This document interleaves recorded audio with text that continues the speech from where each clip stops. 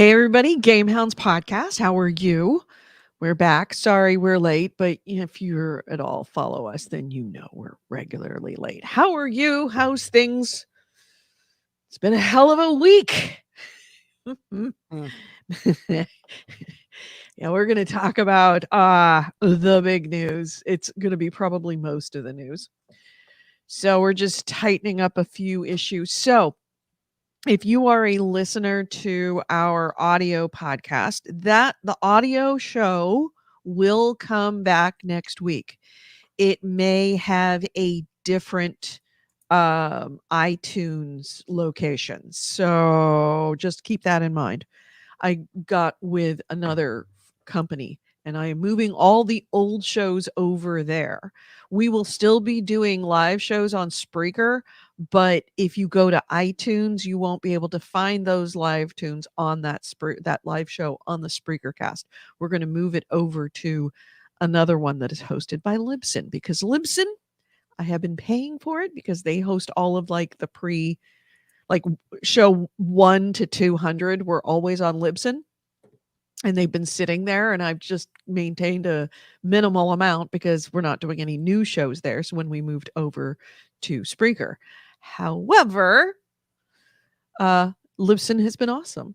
Libsyn is going to port over all 400 episodes, 17 gigs worth of data, and it is going to be much less expensive instead of, $3,000 a year to host it, which is what Spreaker was asking for to host the show. So, yeah, some small changes, but they're going to be good changes. It's going to be a little more work on my part, but not enough to make it worthwhile. Yeah, to be $3,000 a year. The things I would do for $3,000 a year. Hmm. I am very cheap. I like to spend your money through our Patreon wisely, and I do not want to throw a bunch of money behind just hosting audio shows. So, in case you are interested, thank you, AC Wraith, for reminding us that Patreon right there, patreon.com/GameHounds. That is how we subsidize. It doesn't pay for everything, but it subsidizes the audio show, the video show, all of the stuff we bring, and it just helps us out. So if you want to throw a buck a month, that is all we ask. If you want to throw more, that's great. But a buck a month is all we ask. That comes out to about 25 cents a show. We are a bargain. Hey, Corey Wallace is in the chat room. Hi, honey, you're home. Oh, it's going to be an interesting next little while for you, my friend. We will talk about your favorite game, well, one of your favorite games, and how it's just got deeply affected by what happened. Also, I did have one more news story that is fun, but we'll save it for the end. Okay. And we got Bitters in the chat room. Hello, Bitters. Of course, we got AC Wraith, who provides all of our links because he is awesome. The man is a link machine. So thank you for all of that. In fact, he's the one that brought you that Patreon link. Thank you.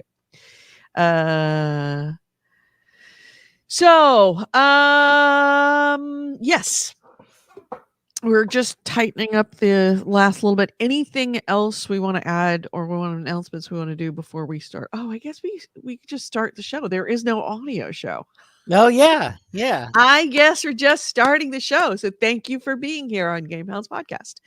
So, Nick, what you playing this week? I've had a shooter week. Yeah. I played Halo Infinite and Far Cry 6. All right. What do you want to talk about first? Amount. Halo. Because I don't think I like Halo. Really? Yeah. I played it for several hours. I'm definitely like out of the tutorial zone into the open world. But I found a lot of the pacing and a lot of the story to just like miss me on all levels. The story itself, I think, is well, so far it's kind of non-existent. It opens with the battle.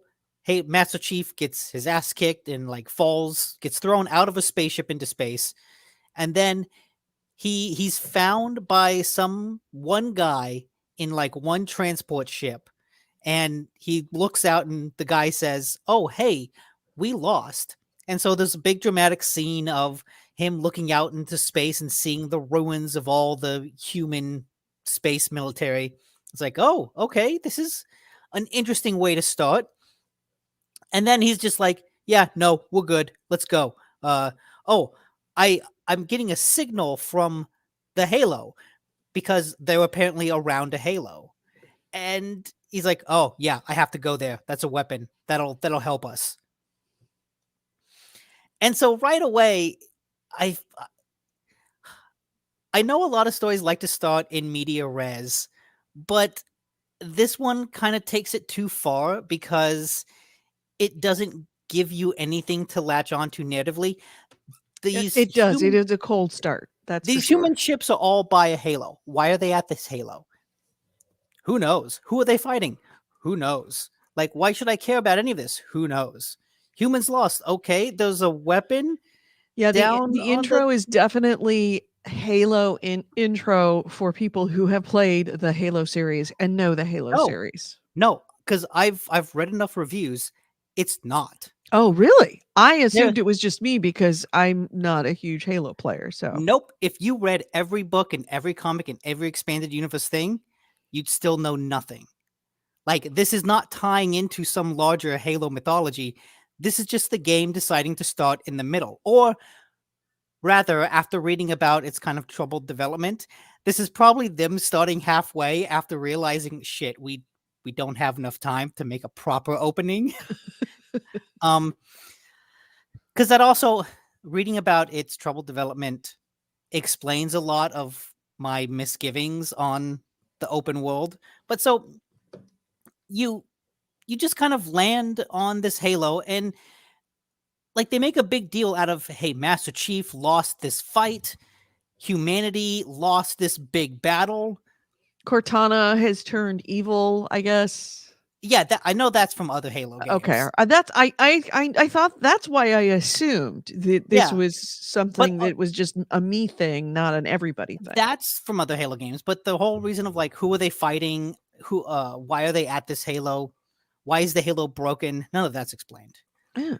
Um, but like they make a big deal out of humanity having lost, and so I wonder, well, okay, is it just going to be Master Chief, fighting this army by himself? But then you land in this open world, and like any open world game, there are enemy bases that you take over. And every time you take one over, human soldiers just kind of magically spawn there. And Mhm. it's like, what? How are you going to take back this Halo ring? The army's been to. Oh wait, no. Hey, here's magic people. Show up. And there's no explanation for where these people come from. Like, and it's funny too because there are one of the things you can do in the open world is rescue missions where you rescue human soldiers that are being held hostage. Or you might run across a group of soldiers in a fight with the aliens, and you can run to help them. And if you do, they'll like hop in your car with you, and you can all drive along and go do the next mission with these people. But I know they're all gonna die. Mhm. All of these humans that are traveling with me and fighting with me, they're all gonna die. They're only useful as a distraction. Right. Or just a Uh, thematic device. yeah, and so in the gameplay, these people, these soldiers magically appear after the humans have supposedly lost. Every time I fight with them, they all die, and it just reaches this kind of unintentionally funny level where they keep talking, we need to take back this. We're going to rebuild the UNSC. And I just laugh at it and think, no, it's broken, but sure. Yeah, you're going to rebuild it because it's a video game and that's what you do. And the story feels like that all over the place, where it's just these weird shortcuts where it doesn't really earn any emotional beat that it's trying to go for. Um, and the gameplay itself, just kind of felt a little flat. Um, so one of the things I don't like is I'm playing it on normal, and fucking Master Chief is the most brittle super soldier you've ever met. Like, he's supposed to be this big badass. He's got this armor, he's got shields, he's got all this stuff. And I'm in the middle of a fight and I get hit 3 times and my shield's down. Beep beep beep beep beep flashes and I have to go run and hide behind cover for a solid like 10 to 15 seconds to wait for it to recharge. And I'm constantly like, yeah, I'm in the middle of the action. Oh wait, let me go hide. Oh, let me go hide. Yeah, action time. Let me go hide. And it creates this really awkward, like again, unintentionally funny pacing where I'm a super soldier that's constantly hiding, and I feel like such a little bitch. Yeah. Um, I've been wondering if that will happen. How much have you put into it? How much time? when I stopped playing, I had just gotten the drop shield upgrade. Okay.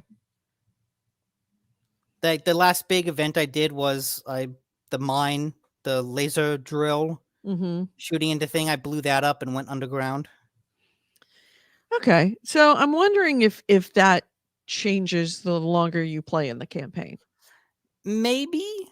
Um, but I know this game also introduced bosses into Halo, and I don't think any of them were all that fun to play. Mhm. Most of the encounters I didn't think were all that fun to play because yeah, they're just kind of flat. Like I said, I'm constantly running and hiding, so I don't really feel that powerful. And the way, because it's an open world and you kind of come at these battles from any angle, none of them really felt especially structured in a way that was big and impressive. I remember one of the coolest moments in a Halo game is uh, when you walk out and there's already a battle taking place and it's a giant scarab walking tank and you have to hijack a flying thing to attack it. Like Halo was good because it was linear, and so it had a lot of these really authored arenas that you could fight Mhm. in. And because this one is open world, I think it loses a lot of that authored spectacle, and the emergent action just doesn't compare. Nothing about. There was one time I was walking along and I saw 3 brutes on the road in front of me, and I thought, okay, 3 brutes, I could take them. And so there's 2 on the side that are normal and 1 in the middle that's like armored. Mhm. So I kind of go running up to them. I grapple. As I'm running up to them, I shoot the first guy from afar with my assault rifle, kill him. I grapple onto the armored guy, who, because of my upgraded grapple, I stun him. So I fly toward him, do a super strong melee attack against him. Then kind of back off, melee him again to kill him, and then I'm getting ready to kill the other guy, but he kills me because at this point I've taken enough little casual damage that my shields are down, and then I just get killed in a couple hits. And I kind of keep doing this over and over again until I think, fine, I can't do it by myself. And I get in a warthog with some other soldiers that get in the back, and we just kind of drive up to them and then kill them all in a drive-by shooting. And my thought was, oh, that's a much less fun way of beating that battle. Like, Right. it wasn't, I have to outthink this fight. It was, nah, you just shoot them more. And this fight, actually, the one that we're seeing here, was one that really, really bothered me too, because you get attacked by a guy with a giant hammer. And, or maybe, okay, that boss fight isn't coming up, but you get attacked by a guy with a giant hammer.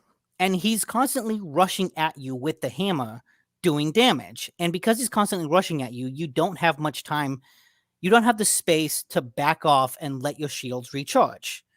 And so I'm constantly thinking, okay, how do I create space in this fight? How can I create space to extend the fight and, let myself recharge? Couldn't do it, but every time I respawned, there was a rocket launcher in front of me. So eventually I just picked up that rocket launcher and he charged at me. I charged at him, stuck him with a couple grenades, a couple rocket launchers, and he died. And I thought, again, I'm not having to outthink this. Like Halo was always best described Right. as a combat puzzle, but there's nothing strategic about these fights. It's just, oh, I picked up a better weapon. Oh, I did more damage this time than I did last time. I didn't Right. there wasn't any strategy to the fight. Like didn't find myself intrigued by any of the gameplay. Like it's not bad. It feels good enough to like run around and shoot things. And so I was never bored playing it, but I also realized at a certain point that I wasn't having fun playing it. I was just kind of going through the motions. And I feel that way a lot about a lot of the stuff to do in this open world. And like I said before, knowing about its troubled development and how much they cut from this game makes a lot of sense, especially after playing Far Cry 6, which is another huge, much, much bigger open world game, both in Mhm. size and mechanics. Was in that game, you have all of these different systems guiding interactions in the open world, and all of them like feed back into each other in this like constant interlocking loop system where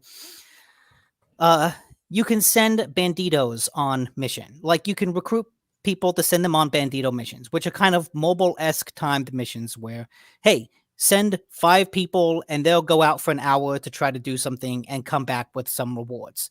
Well, you get recruits to do that by freeing people in the game. So if I'm driving down the street and I see someone that's like tied up with a soldier next to them, I kill the soldier, free the person, and I have them to use for a bandito mission.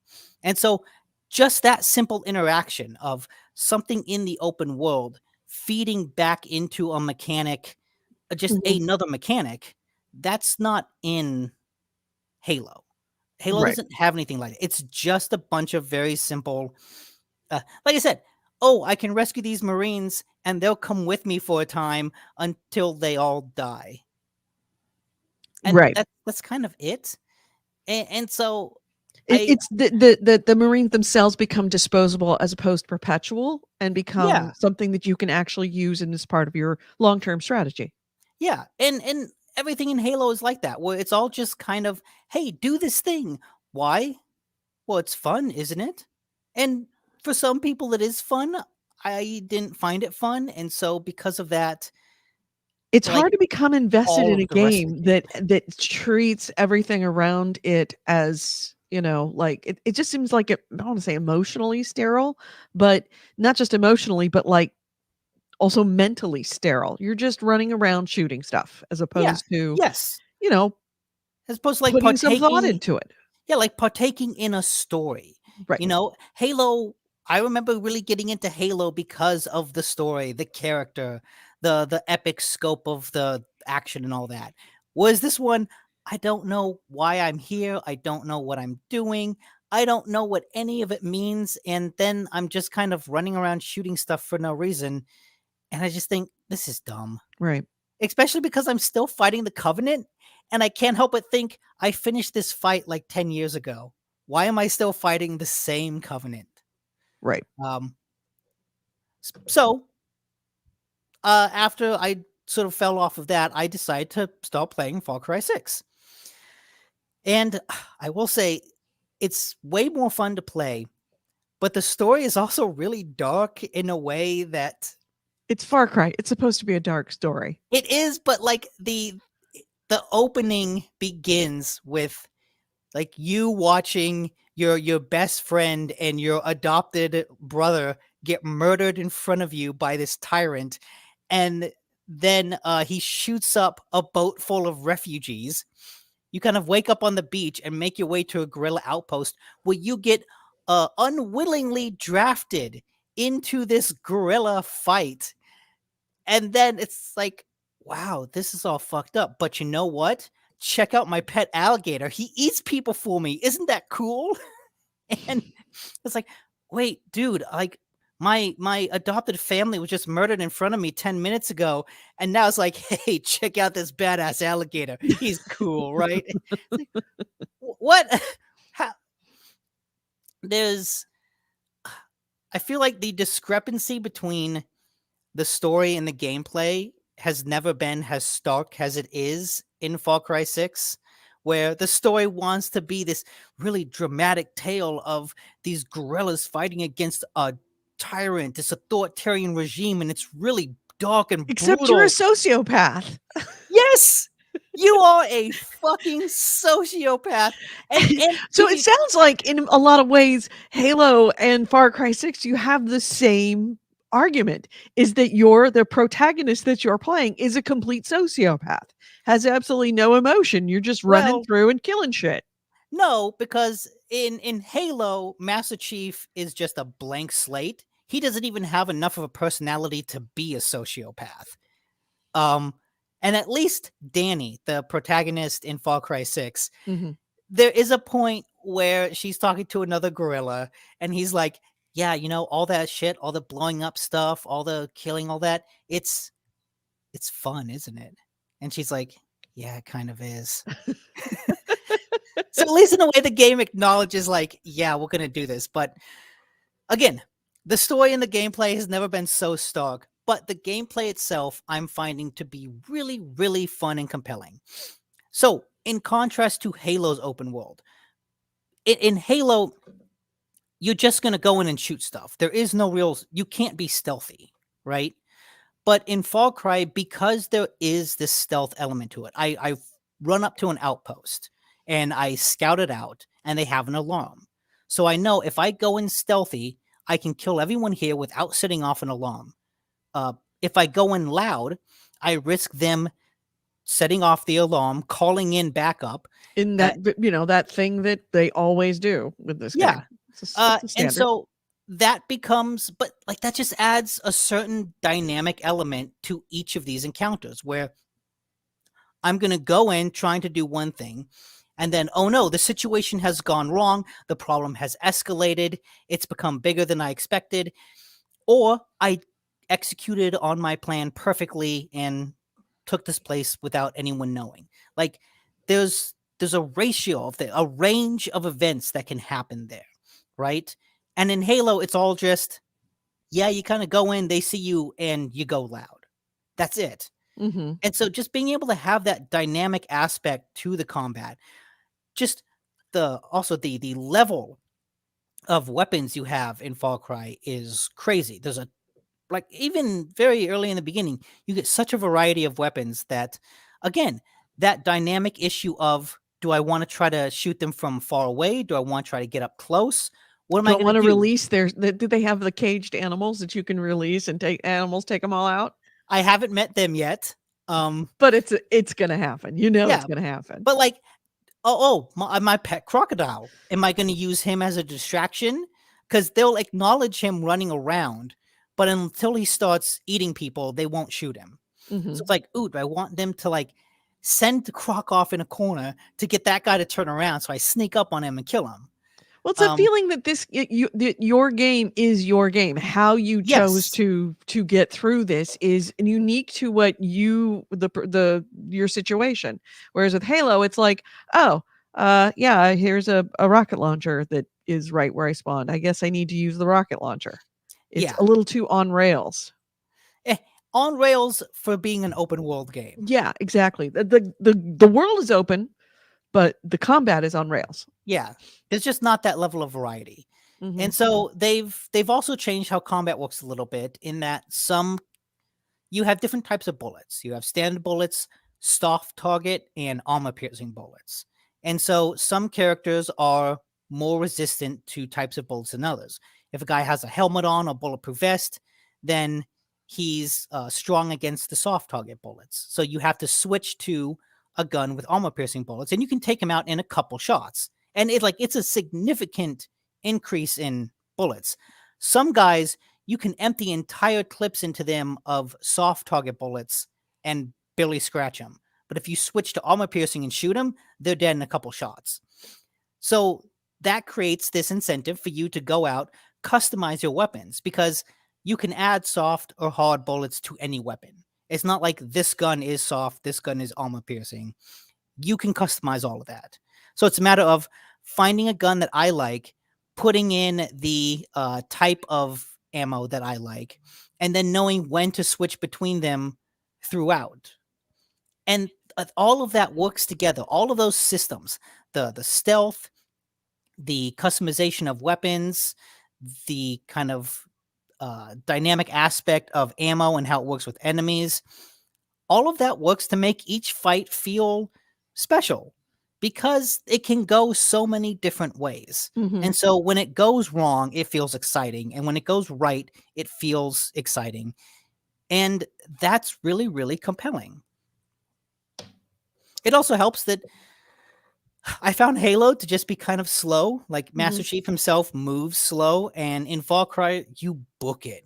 You book it like an Olympic athlete. So let's talk about the other game and the game that we played together last week, Hmm. Dark Pictures Anthology. Yep, specifically the House of Ashes. House of Ashes. We played all the way through House of Ashes. Mm-hmm. And if you weren't there, I know I believe AC Wraith went all the way through. Mm-hmm. And we got an Which ending. We kudos, because almost saved everyone. Almost.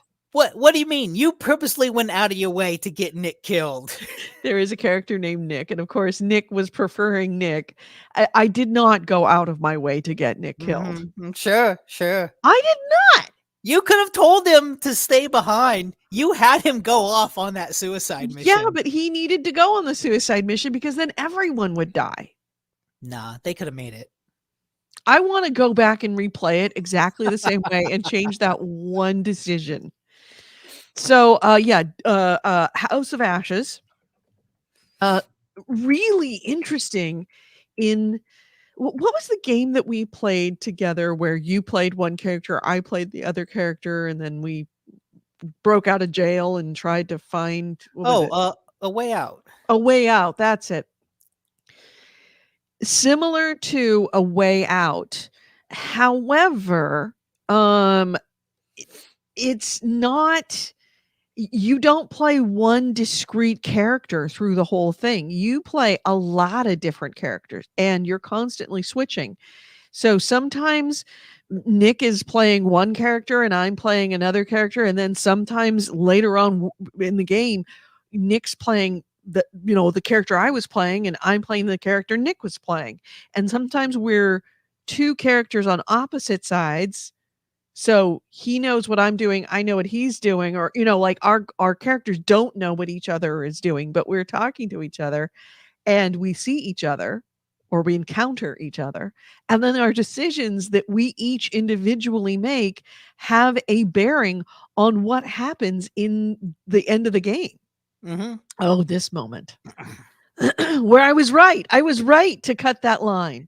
It cost me my relationship with Rachel, my wife. Ex-wife. Wife. She's still wife, but she was leaving me for Nick. Oh, wow. But then in this one, Nick, why is Nick there at this moment? I don't know. Is this somebody else's? Talk about a game that is, when it comes to gameplay, it's absolutely not on rails. That's this game. It is a Telltale game minus the Telltale. Yeah, it's a choose your own adventure game in It the best way. Very much a choose your own adventure. And I think do have the curator who comes in every once in a while and tells you how you're doing. And I think what's neat is I've seen playthroughs of other games in this series, and like Man of Medan specifically. I've played it and I've seen enough streams that I know, and I've played enough games of its kind that I know how they're designed, where it feels like they're webbing out in 500 different directions, but then ultimately they all coalesce in a couple different endings. Mm-hmm. Like, I know that that's how games are designed, but this one is designed very, very well in that it still keeps that magic of, oh, this is happening because of a decision I made, 2 hours ago. Like, I know in my head that, okay, a lot of the decisions I'm making might have minor impacts on the things, or maybe they don't have any impact on the thing. But the fact that I can't immediately see, oh, this decision led to this, which led to this, that I can't immediately see how it could be different. That, oh, Nick appearing in that scene we just saw, I've seen 2 different playthroughs of that scene. That's never happened. Right. That's a whole And so, different playthrough of yeah. it. Obviously, yeah. And so the fact that it can keep up that illusion of massive options is really, really good. And these games have always been really good at that, of like capturing that feeling of this story is the story of the people playing it. You know, like, yes, they've designed it. I'm sure there are probably like half a dozen different endings, but that's only half a dozen, right? It's not 100. But when you're playing it, it does such a good job of feeling customized to your experience Yeah. that it feels like there are 100 different endings. Yes. Yes. And I will say the downsides, it's unstable. Yeah, You will we were notice playing in online. this link Yeah. to on Twitch where we played it on Twitch, it says part 3. There's a reason why there is part 3. It's because Nick kept being disconnected, or I kept getting disconnected. Something about the server and playing online was real tough. Yeah, we had, and it was always right during an important cutscene, like something's about to happen and disconnect. Yeah. I mean, Although it's not just once or twice. It's like almost every single time there was like at a certain point, it felt like it was oh, happening every 20 minutes. yeah. But So at least to the game's credit, it saves, like auto saves often enough after every choice that when we popped back in and reconnected, it spit us out like right then. right there. Yeah. So it's like, it's frustrating and I wish it were better, but it's like, well, okay, it's not as bad as it could be. I guess it And evens out. we played well the House of Ashes. We played it all the way through. And it was what? 5 or 6 hours? Because we started around 6. Well, Well, we were supposed to start at 6, but then we had other issues, and then there was, like, yeah, like trying to get the downloading issues. audio onto Twitch, and which fuck Xbox. Can I say, here's my review. Here's my review of Xbox and the Series X and streaming. It's awful. It used to be easy. It was one button. Nick and I had to go through multiple tutorials in order to locate this one button. Same thing with PlayStation, but PlayStation was actually easier, which is saying something because the last time we complained about how hard it was to Yeah. get your audio onto the Twitch stream. Xbox is even worse. There's multiple buttons buried in different menus in completely different locations. Some of them are in the party menu. Some of them are in Nick's profile. Some of them are in the system menu. Some of them are in my system menu. What made it so frustrating is with the Oh my PlayStation, God. it was a matter of finding where the right option was, right? Like Right. there's all these different menus and you had to find the right menu. With Microsoft, it was, I'm in the right menu, but the button isn't there. The button isn't there because it's a conditional button for something else. You know, like you had to have another thing clicked in order for the conditional button to show up. Yeah, it's like that's even worse. It's it's so annoying because of course you go from tutorial and it's like, go to this menu and you will see share my audio. And then you go there and it doesn't say share my audio. Yeah, and then like I look through so many different forum posts of people saying that share my audio button doesn't show up. What do? No one had an Nobody has answer. an answer. And then eventually, like, I don't know if you restarted Twitch or restarted the party or restarted the Xbox. I restarted Twitch. That's why I had to go to part 3. Yeah, and eventually the button just showed up. Right, Like, because I had you on my audio when I started, which means I can't add someone after I've already started a Twitch stream, which is it used to be easy. Back when streaming games was not nearly as large as it is now. Now it's way, way bigger. But now that honestly, now that Microsoft doesn't own its own streaming platform, they've made it nearly impossible to party stream.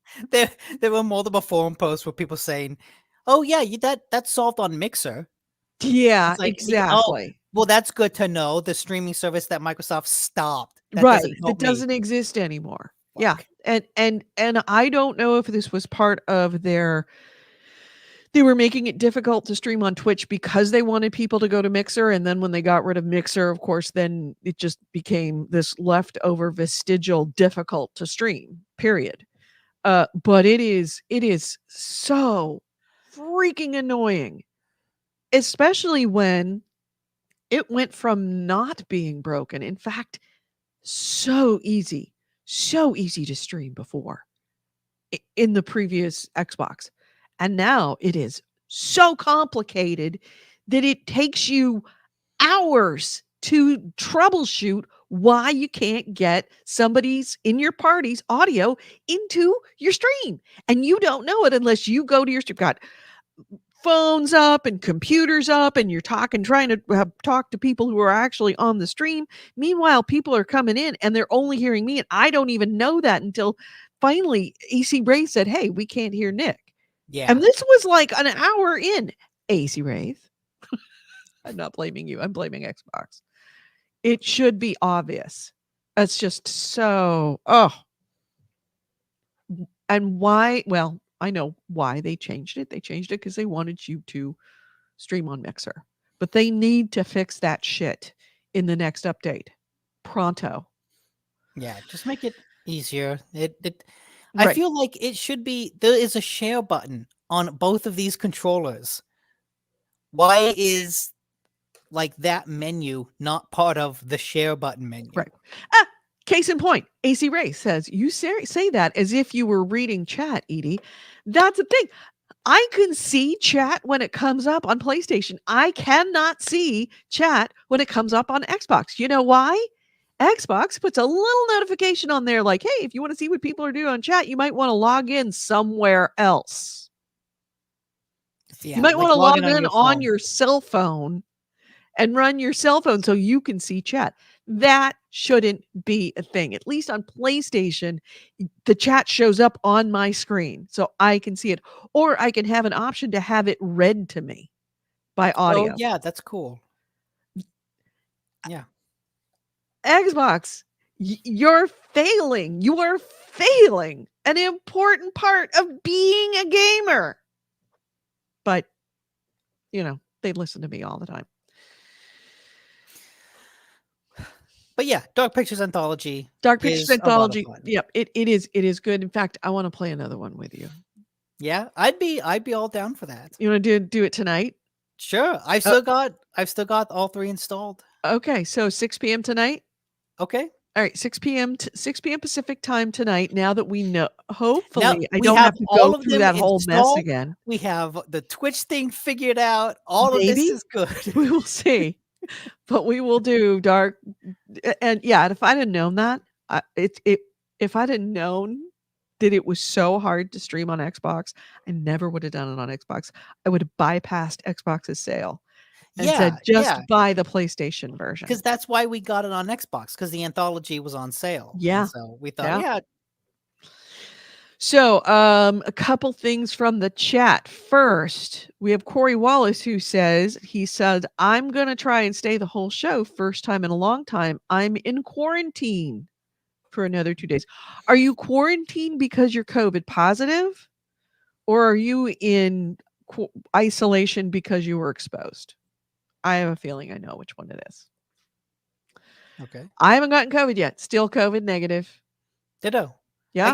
I guess we'll find out. I ordered those for free tests. Oh, yeah. When So I think I mentioned this when I was doing the daily show and I saw Omicron coming before it was hitting, I told everyone as soon as we are off this show, everyone leave and go to CVS and buy tests because tests are going to be the new toilet paper. You are not going to be able to find tests. Go buy a pile of tests for your house. And sure enough, I saw like 4 of my neighbors. I logged off the show, got my keys, got in the car, went to CVS, and there were 4 of my neighbors in CVS all buying piles of tests. So I still have I have 2 left. I did not want to be one of those toilet paper jerks and buy all the tests, but I bought 4 because I figured for one person, 4 would be enough. I wish I'd probably bought 6 or 8, but um, I bought 4 and I've used 2, so I still have 2. In fact, I should get them out of my purse in case somebody steals my purse. Hmm. They were in my purse, or they are in my purse. Just in case moment of like I need to walk in somewhere and I can't be in a mask, or I need to get together with people. But yeah, I'm one of the few people right now in my company who's COVID negative and has been COVID negative.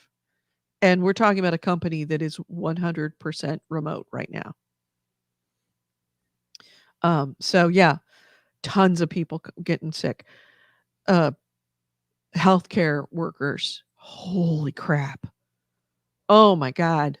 The amount of healthcare workers coming down with COVID, and it is just stressing all of the healthcare systems. It's just crazy. In the chat, AC Wraith said that he got 3 free tests at the clinic where he got the booster shot, which Really good. that's awesome. Also, So his reaction to the booster shot was real bad. So Oh, I'm really? glad he's starting to feel better from that. Good. He Well, had a that's rough reaction. excellent that you had a rough reaction, even though it was painful to go through. Means that it did its job. Mhm. It sparked an immune response, which is what you want. Um, I'm I'm glad that you have those tests, but keep in mind, and I know I'm kind of going far afield on a gaming podcast. With Omicron, there is increasing amount of evidence that the at-home tests are not nearly as accurate Mm. unless you really get up there. In fact, they're suggesting in some cases to swab the back of your throat because there's actually more in, because it doesn't get into your lungs as well, but it does get into your bronchial tubes better. That they're finding that it's less, the virus is less hanging out in your nose and more hanging out in the back of your throat. So there's arguments right now that you should try and swab the back of your throat with that little thing and get back in there and then go up into your nose as well. And when you go up into your nose, go deep. It's like throwing a Hail Mary. Go deep. Tickle your brain. Yeah, see, that's the part. Doesn't that hurt? It's not the most comfortable, Yeah, like but it will that's give you the more accurate result. It all comes down to having a really good sample of something that has a lot of virus in it. So right here on this part of your nose, just no, you're not. There's not that much virus there, but it's back here. So you got to tickle that brain. like, what if I trip and I fall on my face and I shove it into my brain? Perfect. Then take it out, swirl it in the little solution, and you'll have a good sample. Ah, Uh, the test is worse than the disease. yeah. Corey Wallace says, I got my booster 2 Thursdays ago. By last Sunday, I was getting sick with the virus. That sucks. But you know, you weren't past your 2 weeks of it being the effective after it's been effective. Number 1. Number 2, you having the test or you having the booster actually does protect you even though you got sick, because it significantly, with a capital SIG, significantly reduces the chance of you being hospitalized and you just being at home being very, very sick. So I'm glad you got that booster. AC Ray says, yeah, the nurse at the clinic doing tests explained it as swabbing the back of my brain. Yep. It's all about the quality of your sample, is about the accuracy of the test. So unfortunately, there's no doctor making you do it because it's an at-home test, but you want an accurate result. So anyway, shall we hit the news? Nah, there's not much to talk about. This is the GameHounds news, the news, views, and commentary of the week in gaming with gamer Edie and Nick DiNicola. And our first item is this week in the Activision. Xbox buys Activision. This week in the Xbox Activision shit show. Yeah. $70 billion. $70,000 million to buy Activision Blizzard. So yeah, it was announced this week that Microsoft will acquire Activision Blizzard for $95 per share. I almost bought Activision stock, but I just couldn't do it morally. It's like I knew it was a good decision, but it hurt me in my heart to do it. If I'd have known that I wouldn't own understand that. Activision stock for a very long time. Yeah, I had, and it was, how shitty am I a person for money? And it's like, oh, I wish it'd been shitty. So yeah, $95 a share. It is an all cash transaction. I will repeat that. $70,000 million, all cash, meaning it is not going to be stock trades or anything else, or, like Activision stock for Microsoft stock. It is inclusive of all Activision Blizzard's net cash. So it's not just IPs, it's not just the company, it is all of Activision's cash as well. So when the transaction closes, Microsoft will become the world's third largest gaming company by revenue, behind Tencent and Sony. And of course, it's going to include Activision, Blizzard, and King. So it includes Overwatch, it includes Diablo, it includes Warcraft, it includes Call of Duty, it includes Candy Crush. Microsoft will own Candy Crush when this is all done. In addition, it's going to acquire all of the esports activities through Major League Gaming. All right, I forgot about all that stuff. Yeah. And maybe they'll do something with that, because Activision really backed off a lot of that stuff. Well, they've got it now. They can do whatever they want. Well, when they got it, they can do whatever they want with it. Also, it acquires all of the studios with nearly 10,000 employees. Already, this has moved. That the question becomes, what of Bobby Kotick?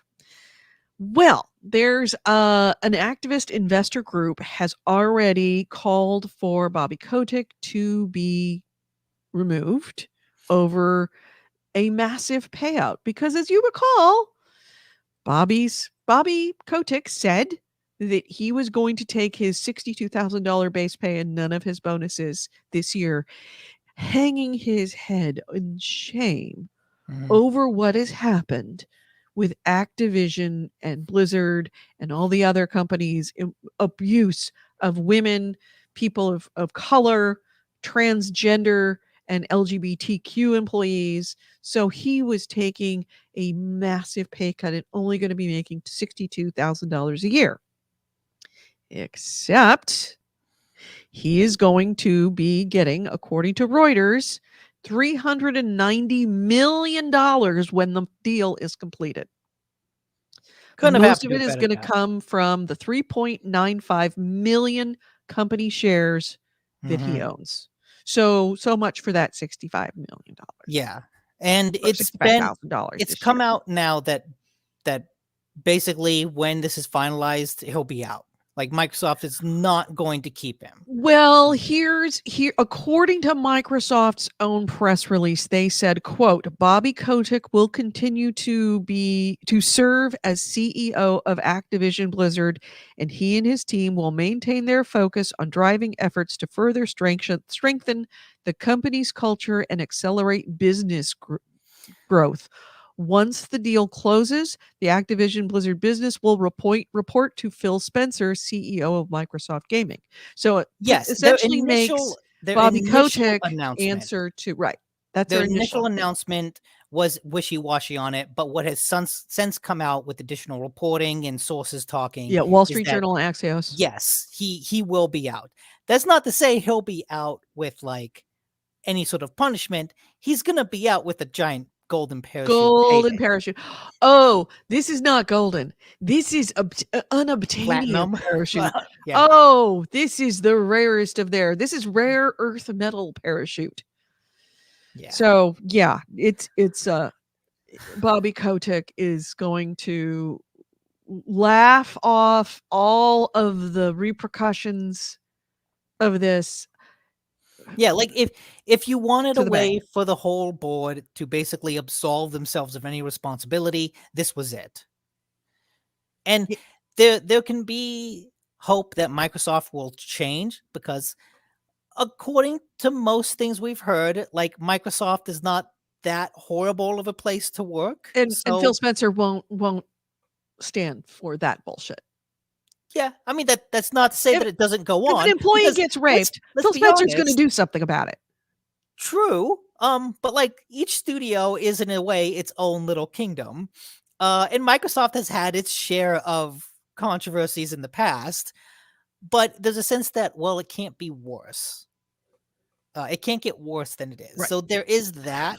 Yeah. But at the same time, this They, kind of, like they I didn't said, it sell to absolves the Satan. board They're of just every making Satan responsibility. leave the Yeah. CEO position is what they're going to be doing. Yeah, if Jesus Christ, if this was some kind of novel, Bobby Kotick would be like the supervillain.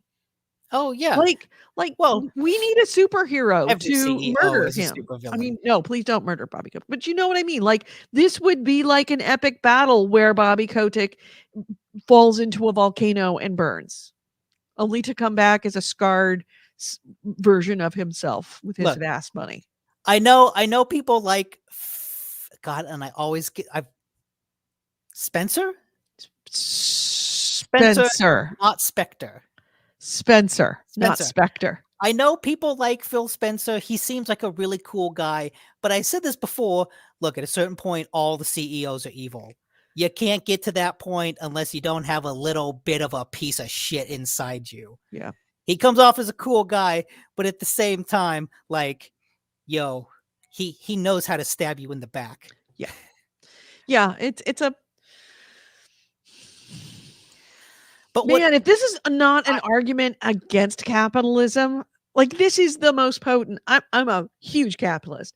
This is the most potent argument against capitalism I've ever seen.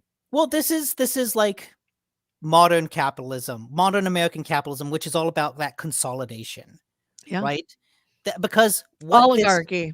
what this triggers is it triggers other people, and like one of the other side stories we have is that Sony stock fell a bit after this acquisition, Right, yes. Sony and Stock that got people did saying, "Well, who is Sony going to buy?"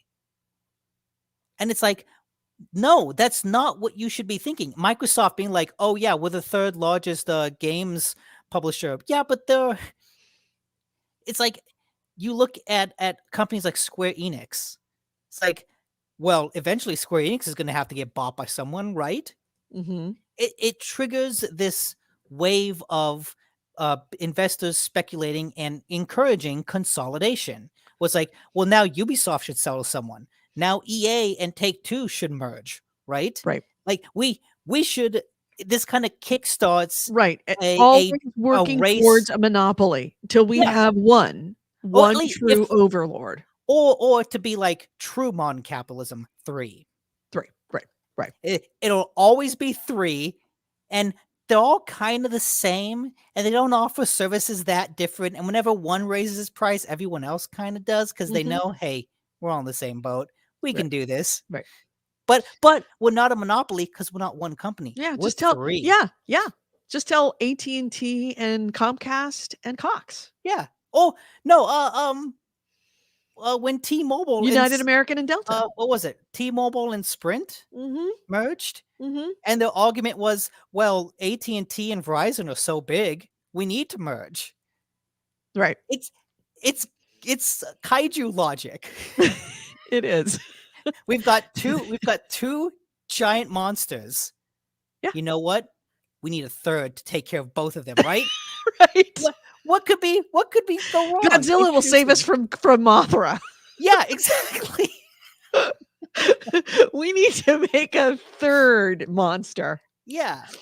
And yeah. So speaking of consolidation. This a lot of people are talking. I mean, obviously, the big score in this deal for Xbox is now having Call of Duty.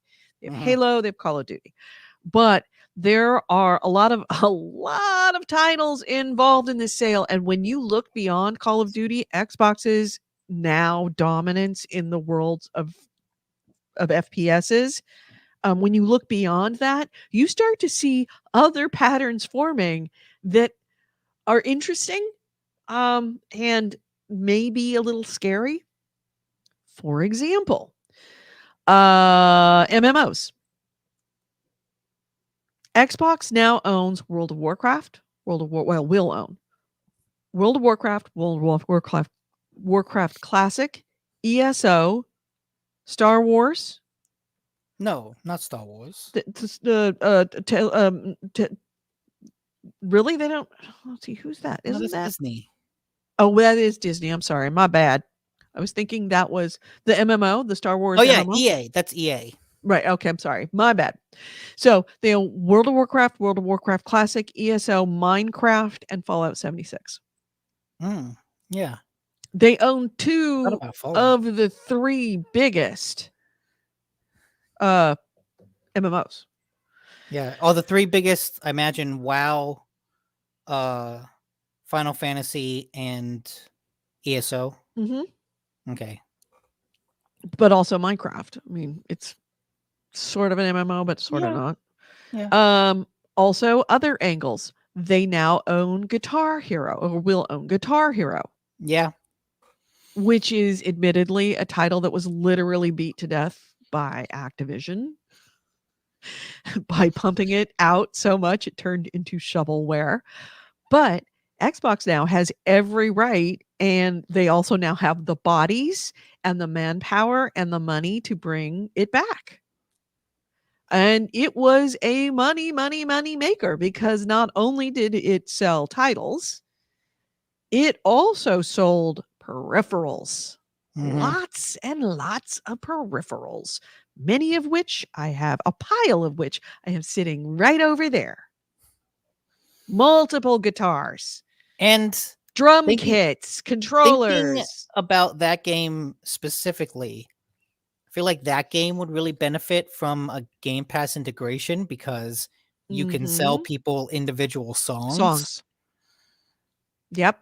In addition to it was the biggest microtransaction-y game, but it never gets any credit for being a microtransaction-y game, because you were feeling like you were buying songs, but it sold a lot of songs. It was the only game that Kevin spent probably $600 in microtransactions over the years. Shit. Yeah, but he played it constantly. He bought $1,000 drum kit. Really? He was playing it up until he could no longer play drums. Before he died. He was playing it daily. Oh, wow. Still. I should say that was Rock Band. That was Rock Band, but still.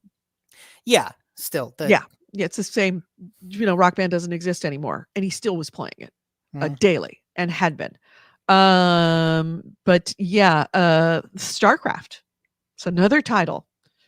Blizzard had said that StarCraft 2 was going to be the end of the line for that IP, but StarCraft 2 is still getting between 250,000 and 500,000 players per day. Some estimates have it. You can see they don't actually have players statistics, but you can see how many daily games are happening. The amount of daily games has gone up considerably since the sale. So but even so, beforehand, it was between 250 and 500,000 players per day, at least, on that game. It's still very active. Yeah, they could absolutely go farther with that. All the questions of what do they do with all these IPs is really, it's fun to think about, and it's interesting. And one of the positives of this, or potential positives, is the hope that all of these studios might get the chance to work on something other than just churning out another Call of Duty game each year. Right. Maybe maybe Raven Software can get to do something else. Maybe Infinity War can get to do something else. Speaking of which, we'll come back to mobile in a second. But since you already brought that up, Call of Duty may go off of being an annual title. This is according to a new report. This is out of Bloomberg. According to Bloomberg, high-level employees at Activision had already discussed moving away from an annual release for Call of Duty. I mean, it makes sense, especially when you look at Warzone. Exactly. That was the thing. That the annual cadence of doing it did a bunch of things. It essentially undermined previous year's launches, which now that if the launch isn't perfect, they have no time to fix it because they're already moving on to the next one. So, and that's one of the reasons why after Call of Duty Vanguard, you saw a 36% decline from 2020 just using UK's numbers, 36% decline in players. Because players were like, no, I'm not going to that game year over year. And then on top of that, slowing down this cadence will lighten developers' very intense workloads. Yes. Which was a standard within Activision, but I don't think that Xbox wants to make that a standard with their culture. It's one of the things that led to many of, maybe not all of them, but certainly a lot of Activision's problems that put them on the chopping block anyway. And like you're and talking it would about with free up shooters. developers to work on things like bringing back Guitar Hero, bringing back StarCraft, bringing back a host of other titles that they have. And like when you look at Microsoft has a publisher, in the interest of like not cannibalizing their own franchises, right? It would make sense from a shooter perspective if they put out Halo, Gears, Call of Duty, Halo, Gears, Call of Duty, and they kind of alternate that each year, every 3 years. Right. But yeah, getting back to other things that really are not, sort of being talked to in kind of ancillary whispers, but not the big story, is mobile. Let us not forget, part of this is King, the Candy Crush guys. But that's not the only thing. First off, Microsoft has not really, it's been in the mobile business, but hasn't been terribly successful in releasing mobile games. Now that Microsoft owns King, they also own Call of Duty Mobile, which was made in a partnership with Tencent. That is a game. And it is a massive hit in the mobile market. They just celebrated their 500 millionth download and $1 billion in revenue in the first 19 months that it was out, which was back in May. Since May, that game has no signs of slowing down. It is still super popular. Popular. It earned $30 million in revenue for November 2021 in 1 month. Revenue. This is according to Statista. So it is a huge mobile moneymaker that now, between Candy Crush and all of the other King games, plus Call of Duty Mobile, now Microsoft has a significant presence in the mobile market that they did not have before. That's true. And also consider that the next mobile game, that big mobile game that was slated for Activision, was Diablo Immortal. Oh, yeah. Yep, that was the one that was announced at BlizzCon at 2018. The old, we all have phones, don't we? Yeah, that guy. Yeah, but still, even though its announcement was not received very well, they had a closed beta. The beta was a success, according to Activision. And in that they said in their earnings calls previous to this, and that they expected a full launch sometime this year. So depending on when this sale actually goes through, that sale that launch may be Microsoft's launch. Yeah, well, I saw people speculating that like this is going to get go through all the antitrust checking, but people saying earliest it was expected to be finalized in June of next year. Oh, okay. So it's going to be an Activision release, but Mhm. Microsoft at some point is going Yeah. to be owning And also, Call of Duty Mobile, Diablo Immortal, and everything under the King umbrella, which is a lot of mobile. Going yeah, from pretty much zero to all that is huge for them. So yeah, it changes a lot. it Something that does. yeah. And I think my biggest fear from this going forward is that, like, the argument is, oh, look at all these things are probably going to come to Game Pass, right? Because they're all first party. Like, it's all going to come to Game Pass. It's all going to be fantastic. But what I worry about is in the next several years, is this influx of AAA games going to change the face of Game Pass such that it's no longer what it is today? Is it's a great place to find those mid-size games, those like $20 to $40 games. You know, you've got the $60 to $70 AAA things, you've got the $1 to $10 mobile things, but then you've got like this $20 to $40 mid-tier area that is really a hard place to exist for an indie developer. Right. But Game Pass is a really great location to find games like that and download them because, you know, you're part of a subscription. So there is no, you're not losing anything. You're not risking anything by trying out something weird like Right. Libraries of Ruina. But we've seen other publishers try to do their own service with EA Play, with Ubisoft Play or whatever that are okay.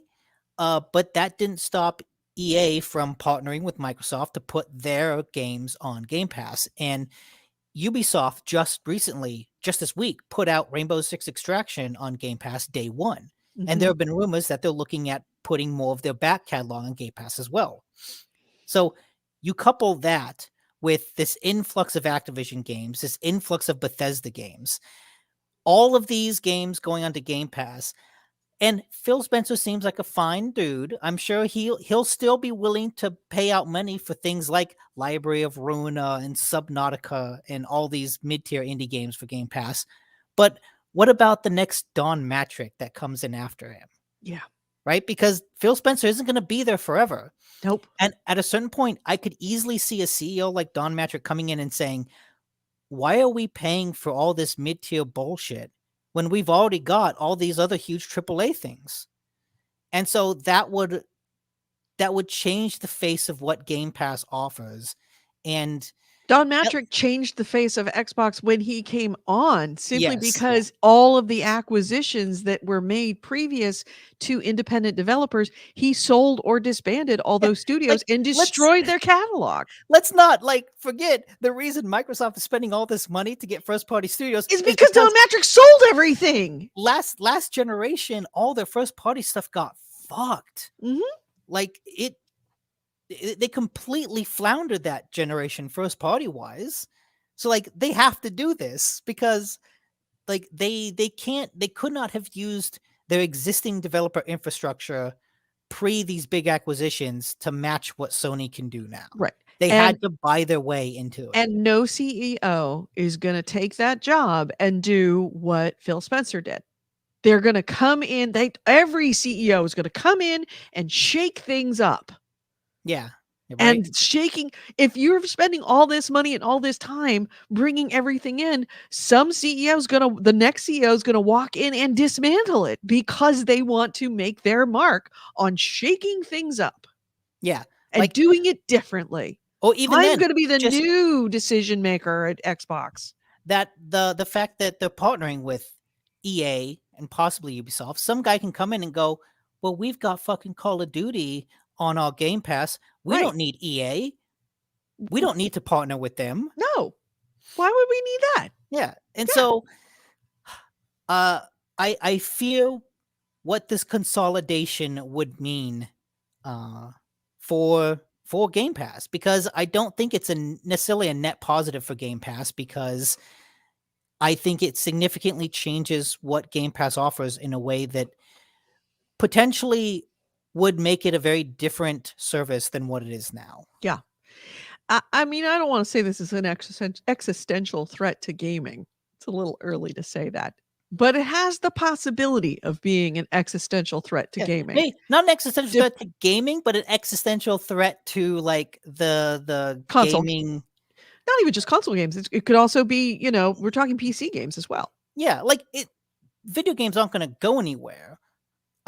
It's more like a threat to the existing, not infrastructure, but like the existing economy, right? Like already we have seen, like when publishers THQ went under, like the rise of next gen with PS4 and Xbox One, the mid-tier game kind of died there because everyone had to invest in AAA games. And like that's one of the things that caused Microsoft the problem, is that you just saw this kind of narrowing of what publishers offered, where publishers were just putting out fewer games per year, but those games were costing more and more. That's why I mean an existential threat to gaming is that, you know, in this situation where you're talking about the next guy comes in, and if that guy is a Don Matrick and says, hey, we own too many studios, we're spending too much on these studios making these small games that really don't add a lot, let's focus on what gamers really want, big titles. And they pull it on Matrick and they liquidate, because yeah, Xbox sold a lot of stuff, but in more cases than not, Don Matrick just dissolved the company. It got rid of mid-tier games. It was very, very difficult for us as gamers to find good mid-tier games. And it was only since Don Matrick left that we started to see those mid-tier games come back. And this could be the destruction of the middle class when it comes to games. We're either going to have 99-cent stuff that you can find on Steam, or $5 stuff that you could see on Xbox done by an independent publisher, or AAA titles. If they own all the good established mid-tier and even large tier companies, you know, like large, I should say, look, they own all the mid-tier titles, then you're not going to see those mid-tier titles if the next guy, whoop, we have lost Nick. You're not going to see those mid-tier titles show up on your consoles if someone decides to liquidate the studios. Oh, I hope this is just a temporary thing. That looked bad, didn't it? It looked like Nick was going away. So, let's see the next stuff that I have. I don't want to, I will come back to, actually, I'll just stay on it. So we were talking about, oh, well, it's Activision Blizzard shit show. No, that's not this one. It was this one that I was looking for. Square Enix. Oh, sorry, not Square Enix, Sony. So with the acquisition of Activision by Xbox, there became the big question: what about Call of Duty on PlayStation? Well, don't worry. At least for now, Call of Duty is staying on PlayStation. It's still going to be very much a thing. So it appears that Activision, or sorry, that Xbox is not going to sever its ties, Activision's ties with PlayStation, because Phil Spencer got onto Twitter and said, quote, that Microsoft intends to, quote, honor all existing agreements upon acquisition of Activision and Blizzard, and our desire to keep Call of Duty on PlayStation. I saw that. So it's going to stay on PlayStation, and they're smart. My theory, but also they're saying existing, but also Warzone. Warzone will 100% stay on PlayStation because it's a free-to-play game. It breaks in the money. Like, they're not going to get rid of all that revenue. But the mainline Call of Duty games, the single-player campaigns, I could see those becoming exclusive very easily. Right. Like, yes, those mainline games still sell a ton on PlayStation, and it would be Microsoft just leaving money on the table to not put those on the console, but I could see them making that decision.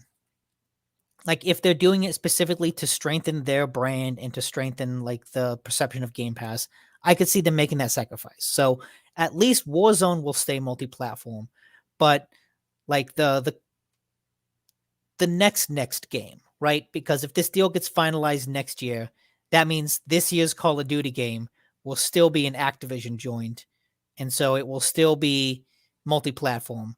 But the Call of Duty game for 2023, we'll have to see what that means then. Mm-hmm. Yeah. And in light of all of this happening, the big question, and we've talked about all the little questions and the medium-sized questions. The biggest question in this acquisition is what's going to happen with the lawsuits. I don't know that there has been anything discussed, or there's certainly that's probably part of the discussion of whether Activision's legal troubles will be inherited by Microsoft. I would assume so, but I mean, yeah, like everyone involved, like the investigation is still ongoing. right, It's not going to get shut down just right, because it got sold. exactly. And in light of that, on the same line of questioning, also this week, Activision QA testers have officially announced that they are going to be unionizing. Yeah, the oh shoot, was the Warzone QA workers, specifically the people at Raven Software.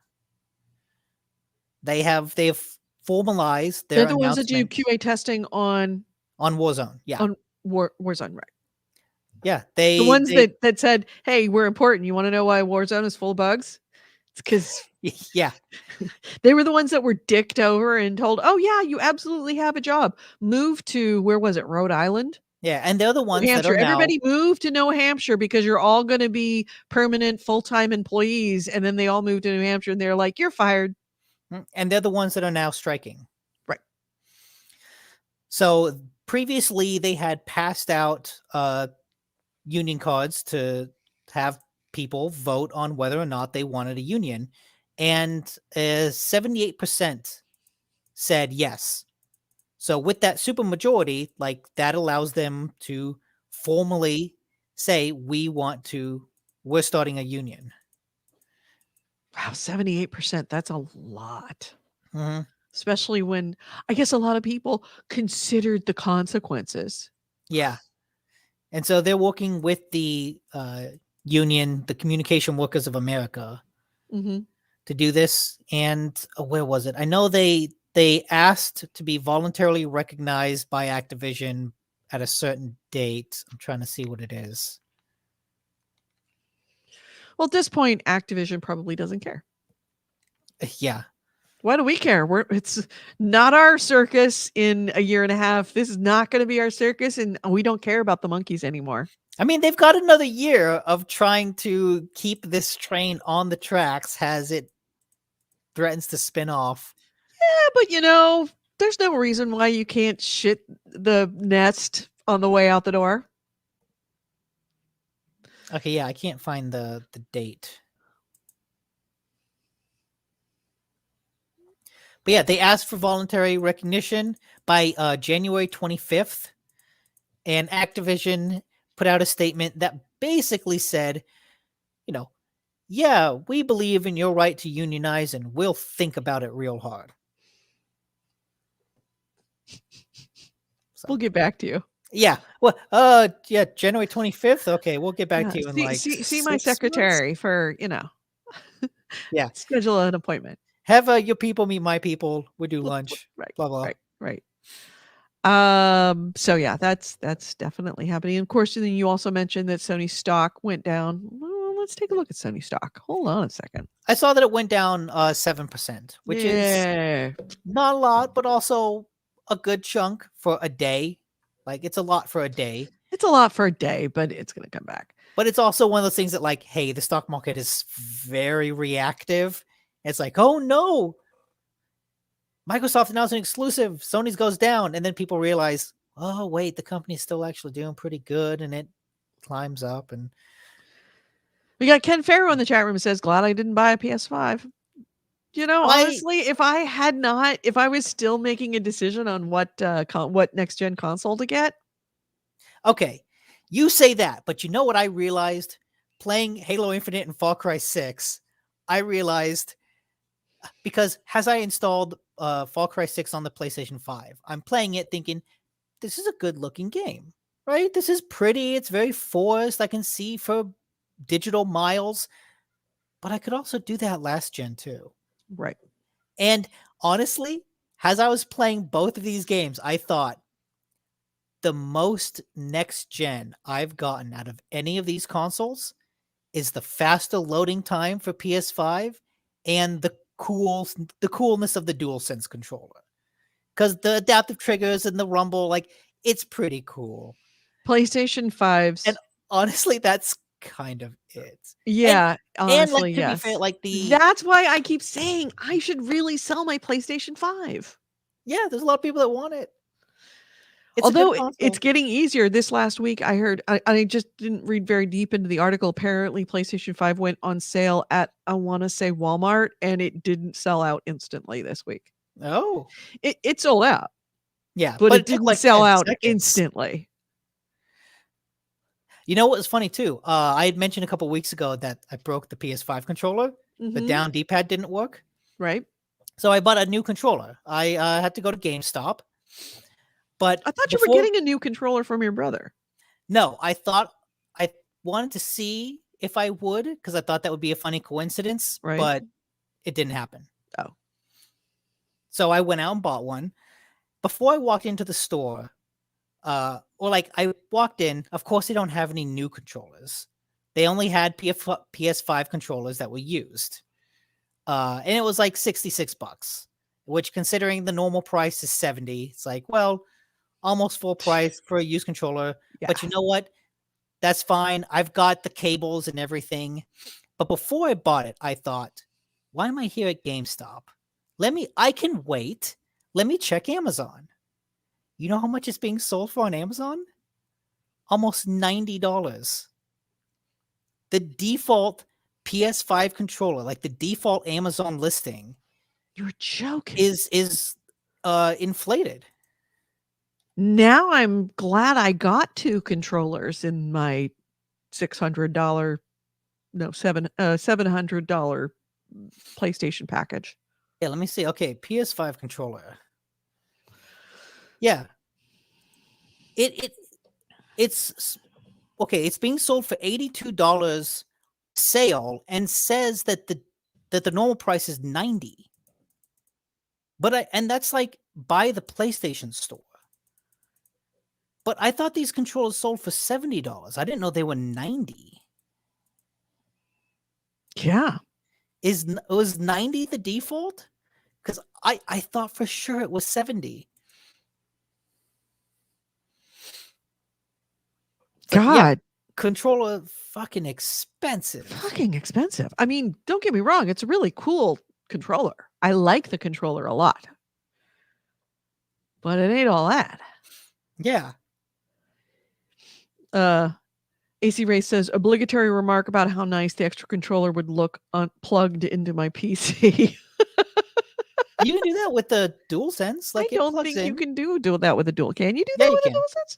Yeah. Oh. It works as a PC controller.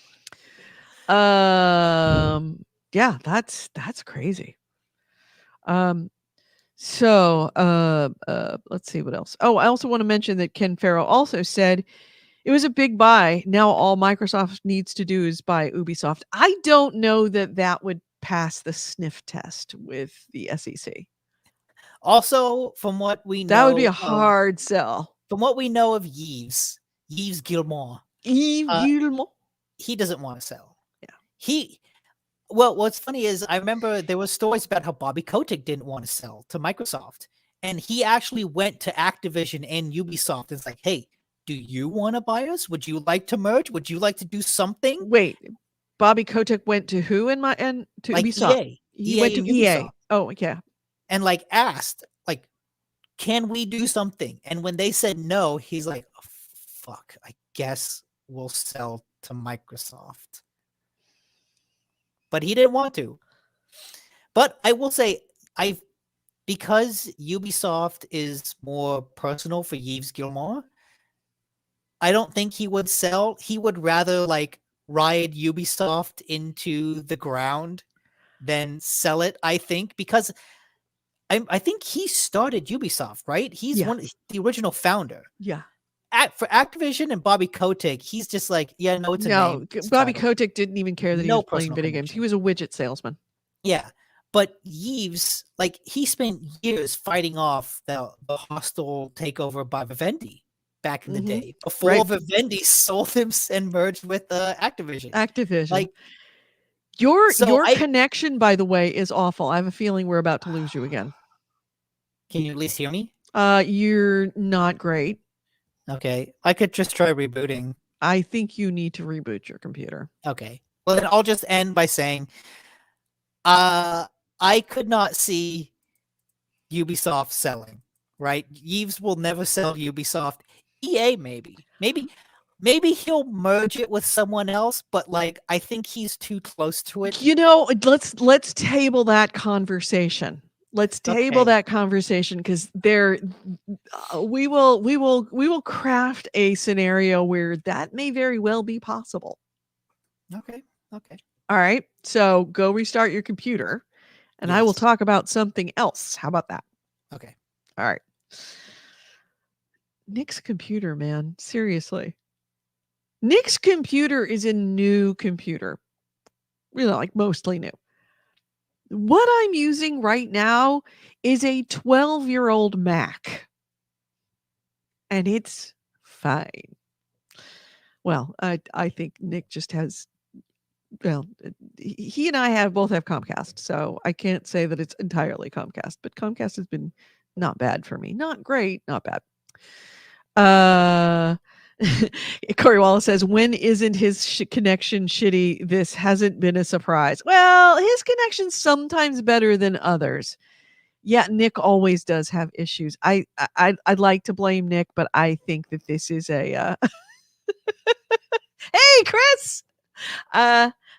Nick's computer is always kind of a little bit weird, but I don't think it's Nick's fault. I think that it's Comcast in his area. But hey, Chris, yes, because it's a Mac. Because Macs just work.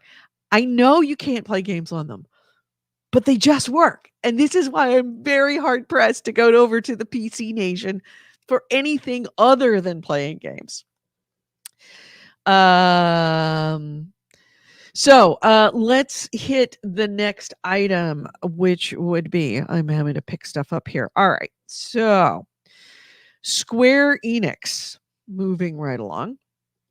Square Enix has laid out its plans. They published a really long blog post recently laying out their plans for 2022. And it's an interesting list. One, because of what it has on it, and two, because of what it doesn't have on it. So here I'm going to post to, if it will just post right. Okay, good. There we go. So here is from Square Enix's very long blog post about what's coming for the company in 2022. They are doing a Life is Strange remastered collection that's going to be coming out in just a couple of weeks. They're doing some new titles: Babylon's Fall, Chocobo GP, which is, I guess, an extension of the Final Fantasy, but it's a version of it's an extension of the Final Fantasy universe. I wouldn't necessarily call it DLC. Stranger of Paradise, Final Fantasy Origin. And it is another addition to the Final Fantasy series, also not a surprise. Forspoken is going to be a new RPG. And that's going to be out in May. They are doing a Final Fantasy VI pixel remaster. Also interesting, but extension of the Final Fantasy. They did announce an Outriders World Slayer expansion, so there's going to be an expansion pack of Outriders, and that's going to be sometime in 2022. Which Outriders, great campaign, fantastic campaign, loved the campaign. The after game is awful, and we have talked about this. Nick hated it. I took a long while, much longer to end up in the same place of not liking it as well. I don't particularly, I wanted to see more from it. And the fact that they're expanding it without fixing the problems that it already has me a little disappointed. But it is interesting that they are doubling down, they're going farther into expanding Outriders, considering its lukewarm reception to its endgame. Star Ocean, The Divine Force, it's a new RPG. So several new RPG titles. But you will notice on this list that we have a number of new titles. But they also announced expansions of Outriders and an extension of Life is Strange. What's not in this list, what's not there is kind of interesting. That's not exactly new info, but we were interested in the Outriders, being expanded. What's not there? Marvel Avengers. Marvel Avengers has been very oddly quiet about 2022, which is interesting because it was one of their big releases in the last year or so. The only information we have about any kind of Marvel Avengers expansion is through data mining that introduces that according to this data mining information coming out from people that do this kind of thing, they say there's a mirror character that is coming. Probably either Jane Foster Thor or Elena Belova. That's what the fans are saying. And that there might also be a She-Hulk. But it is interesting that Crystal Dynamics and Marvel Avengers is not on this list. And there is no indication that we are seeing any kind of an expansion or even a roadmap to an expansion. I don't know if that is because how badly received Marvel Avengers is. I don't know if it means that they're just walking away from it. You would think they wouldn't, because they did put an awful lot of money and continue to put money behind it. And an awful lot of promises when it was received so poorly when it first came out. But I have my money is on their abandoning it. My money is on we're not going to see an expansion, and they have decided not to throw good money after bad on this. It's a huge blow for them to do that. It's a massive, massive blow for them to release this game that they obviously seriously considered this was going to be one of their big flagship games, beyond just the fact that they had to pay a lot for the IP itself. But I think that they expected a lot out of this game, didn't get it. And given how many, we're looking at all of these new games coming out: Babylon's Fall, Chocobo GP, Stranger of Paradise, Final Fantasy Origin, Forspoken, the Pixel remaster of Final Fantasy VI, and Star Ocean: The Divine Force. That's a lot of games to be doing in 2022. And granted, Crystal Dynamics is its own studio to be doing it, but it does seem kind of strange that we're not seeing hide nor hair in their announcement about what's going on with Final Fantasy or with Marvel Avengers.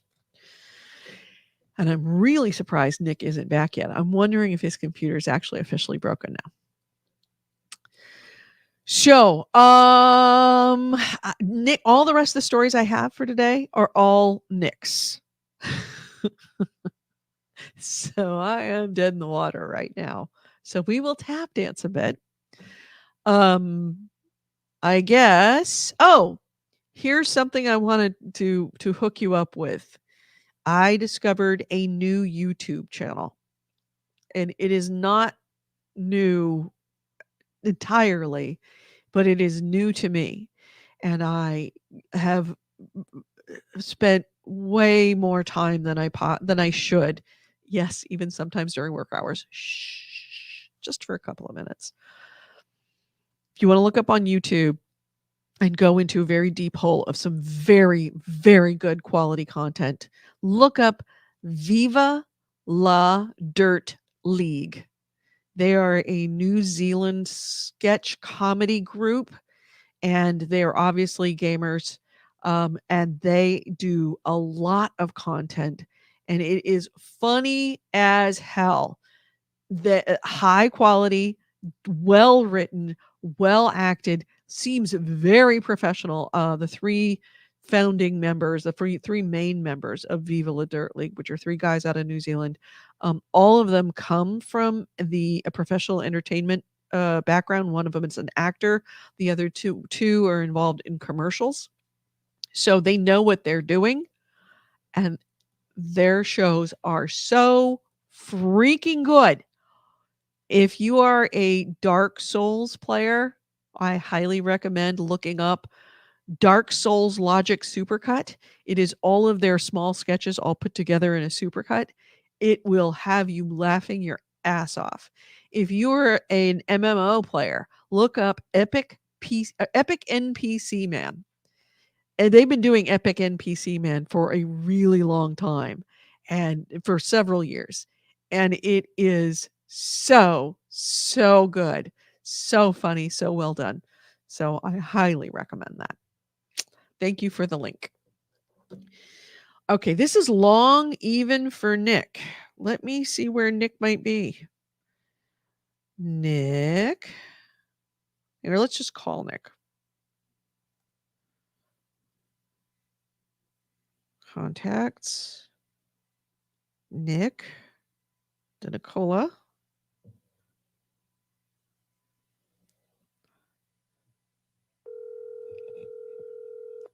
Gripping, huh? Hey, So, I've got Chrome back up, yeah. and now I'm going into the email. Okay. Oh, I just love being, Question is, what do I need to buy you? A new computer or better internet?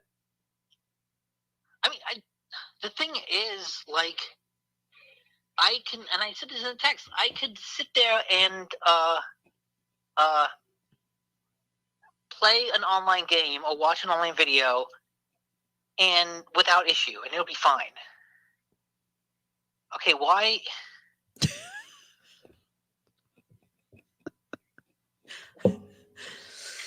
I restarted, and now it's not wanting to load Gmail. Really? Well, it's not. I clicked the link and nothing happened. Oh, Corey Wallace says the Matrix got you. I could very well see that. Oh shit! And I still got Diaper Cat to deal with. Your life is a shit show. You really need to learn how to adult. I can adult just fine. If I couldn't adult, I wouldn't be able to handle the Diaper Cat. That's true. I just have to buy like a $2,000 computer. That's all. Yeah, you need to stop, nickel and diming this thing. Mm-hmm. Just drop that tech money and just like, yeah, 2,000, I can do it. Yeah, why not? Honestly, because I think I would rather spend that money and get like a super high-end big tablet. Mm-hmm. Because I would rather rather use that more. I would rather you get a new computer. I mean, I could use the tablet to stream though. That's the thing. Yeah, no, you can't. Okay, I'm gonna re-diaper the cat, and then I will join StreamYard. All right. I'll be there in 30 seconds. Okay. Bye. So while he's doing, oh, there he is. Oh, he's going to go diaper a cat. So while we're here, we may as well introduce you to our stream. By the way, we do stream on Twitch. And yes, we absolutely, there is our 4-hour show of playing Dark Pictures Chronicles, Dark Pictures Anthology. We're going to be there tonight at 6 p.m. Pacific, so that would be 9 p.m. Eastern, and we will have 100%, less issue with getting Nick on the stream and everything. All right, we have Nick back, maybe. Okay, what'd I miss? Oh, no, I mean everything. I ran out of news. Just evidence, anecdotal and very loose evidence that Square Enix may be abandoning Marvel Avengers and not. Oh, yeah, that makes total sense to me. Yeah, okay, good. I'm not off on that one. So we were talking. What did we table? We tabled that Ubisoft won't would never sell. Here's why. Here's a scenario where, and not an impossible scenario, where that may very well not be the case. You and I both know that the big impetus for Activision to sell is because of these lawsuits. Mm-hmm. That Activision never would have even considered selling. Oh, yeah. Were it not for all of these government actions against them because of sexual harassment, because of discrimination. Ubisoft is not exactly blameless, in that realm. They have their own issues. Do I think that their issues are as bad as Activision's? No. But do I think that they are as bad as we know them to be, as like so far everything we've heard about what's going on at Activision or at Ubisoft? Do I think that that is all of it? No, I do not. Okay. I think it very much the fact that Activision is a California corporation definitely made things more difficult for Activision. But Ubisoft does have California offices. And depending on how this goes with Activision, depending on what kind of precedents that they can create as far as fines, as far as, who knows, jail time, whatever, damages that they inflict upon Activision for their bad acting in the past, if Ubisoft faces that same kind of repercussion, especially if they really, really, really damage Bobby Kotick, because Bobby Kotick, his French version is Yves Guillemot.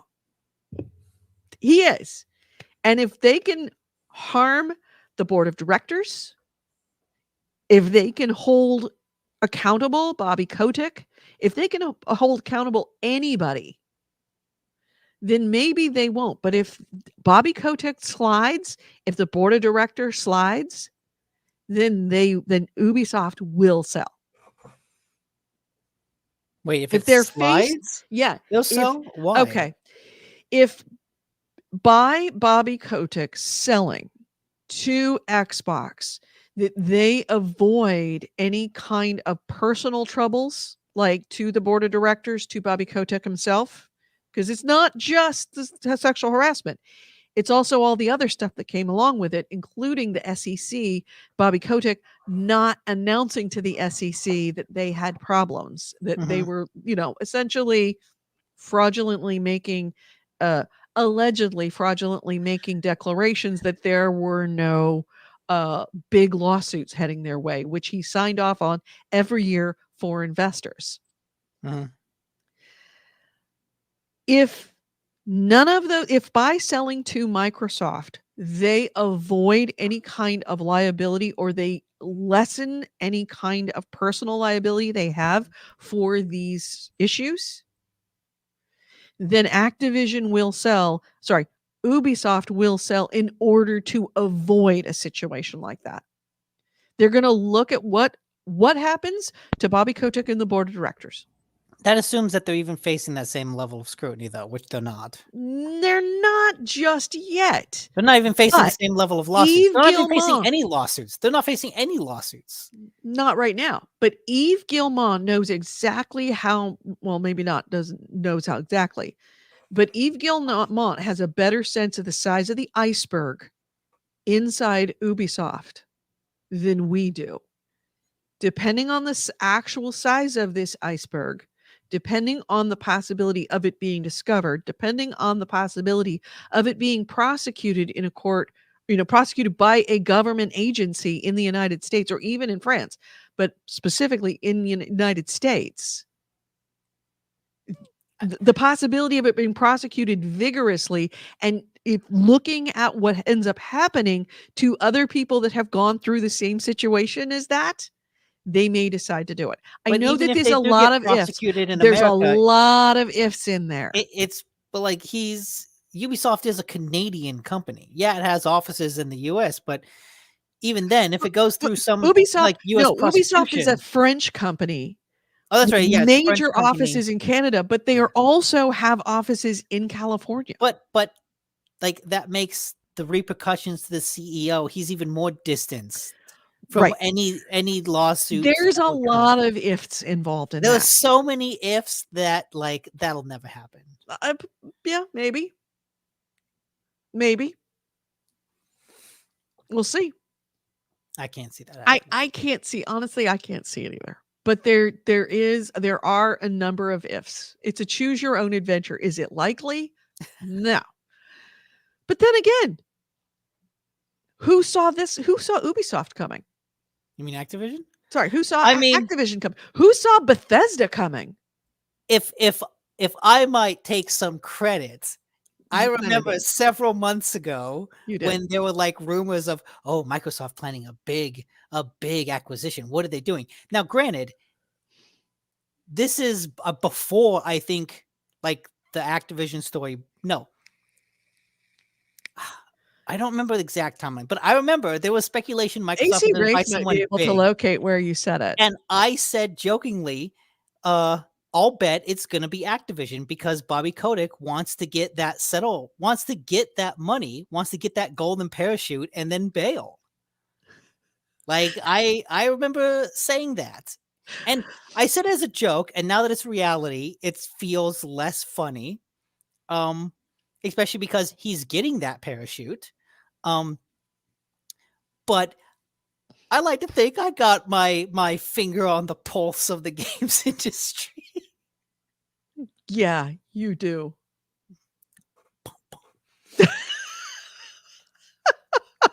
Okay, you know what? Next big story? All right. What's the next big story, Nick? The next big thing. The next big thing that's going to rock the gaming industry. I want you to put on a Swami hat so that you can like. Okay. EA. Next big thing in the industry is EA and Take-Two are going to merge in the same way Vivendi and Activision did. It's not going to be a buyout because neither company wants to spend that much money buying the other, but they're going to merge forces because, hey, we need to consolidate. So who are going to be the three that end up being the big three of consolidation? After consolidation, who are going to be the American, United, and Delta? Okay. Sony, if Sony buys anyone, they'll buy Japanese companies. They'll buy Capcom and Square Enix. Oh, see, Sony buying Square Enix. Make Final Fantasy exclusive to PlayStation again. That That I can see. I can absolutely see that. Because Sony's big enough to buy Square Enix. Yeah. Yeah, all So right. in our dystopian capitalist future, I see Microsoft on the West, Sony owning a bunch of Japanese companies in the East, and then Tencent coming in and trying to do their thing. Yeah, Tencent will Tencent release off in the corner eating glue. Tencent will make a console. At some point, they'll go, let's do it. Let's fucking do it. Oh, I don't know about that. You know, it'll Tencent might after make a they buy console, enough. but it won't sell in the United States. That's true. They are a Chinese company, and that would face renewed, like extra Oh fuck yeah. speculation. I'm not even letting an Well, see- Amazon device, an Amazon Echo device in my house. Do Well, you think I'm gonna let a 10-cent fucking gaming console have my credit card information? Okay, no, you know what? Fuck no. You know what? I will double down on this. Like next decade, you will see a 10-cent console from China sold in America because it's so unimaginable now. That means it's going to happen. No. They'll make a console, but it will only be available in China or in Asia. It's going to be an Asian console. Asian in Europe only. I could 100%. Corey Wallace says that if they had a merger between Take-Two and EA, you could call it Takia 2. Because of the E in take, it's Mhm. take two. Take Take a 2.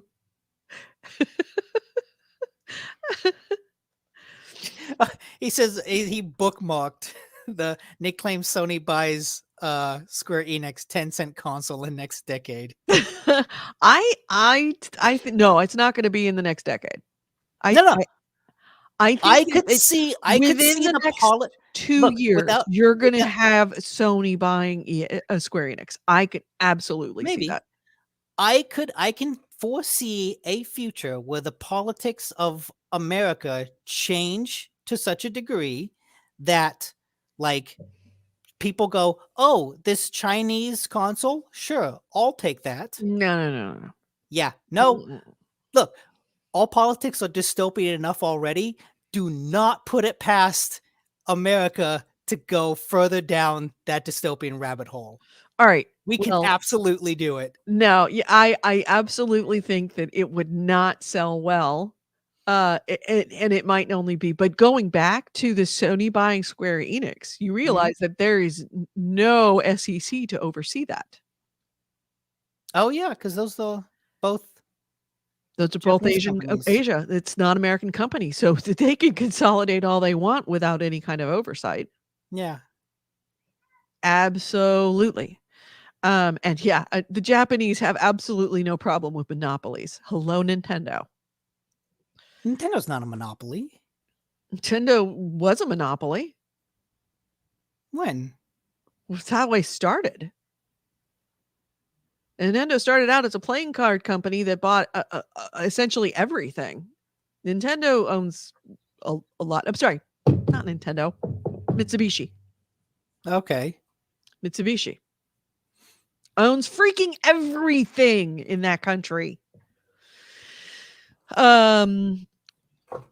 Chris Salazar says Stadia and Luna combine, buy EA out for their platform. Ooh. Actually, yeah, that's right. We're forgetting. I could totally see Google going, you know what? Let's give games another shot. Yeah, let's buy EA. Let's buy EA. I can see it. I absolutely could see that. No, that's I feel like Amazon would do that more than Google because Google has already bailed on video games. yeah, and Amazon's got a taste of success with New World. They've got a little, they're a little hungry for it. Amazon, I could see Amazon buying EA and letting it run independently. it's a bit of a reach. A lot less of a reach than Sony buying Yeah. Square Enix. Man, I just got to go spray some air freshener because a cat just took a dump and it reeks. Just open up your oh, God. This is why I don't like cats. Yes, dogs occasionally poop on the carpet, but eventually they grow out of that. Cats will always poop in the house. Cats. Eesh. Actually, it's not true. I love cats, but I will never own another cat. I've had a lot of cats in my lifetime, but Bella, is my last cat because I cannot stand the smell of litter boxes. And no matter what, you can have a cat that is absolutely perfect, but if dogs, all of the smelly stuff in your house is front-ended when they're cute and a puppy. Cats, all of the smelly stuff and the accidents are at the back end when they're obnoxious and crabby, when they get old. So, Blood Reaper says cats are assholes. Yeah, they are. There have been some pretty cool cats, but yeah, by and large, cats.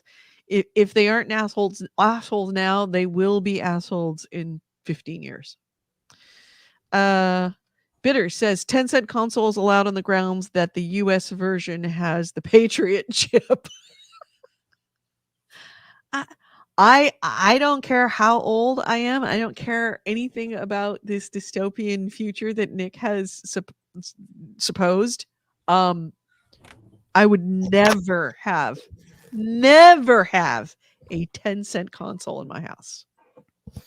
No You say that now. way. No way. No way. Never. Never. Like I said, I don't even have an Amazon voice product in my house. I don't have a Google one either.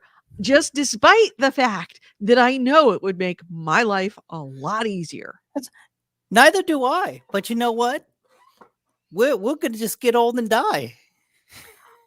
Kevin gave me an Amazon Dot for Christmas a few years ago. You know what I did? I sold it at a garage sale, never even having taken it out. Like, I looked at it and I'm like, are you kidding me?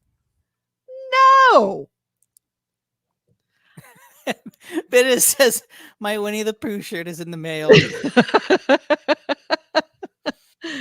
Yeah, and that's another question is if 10-cent makes a console, will they allow Winnie the Pooh games on it?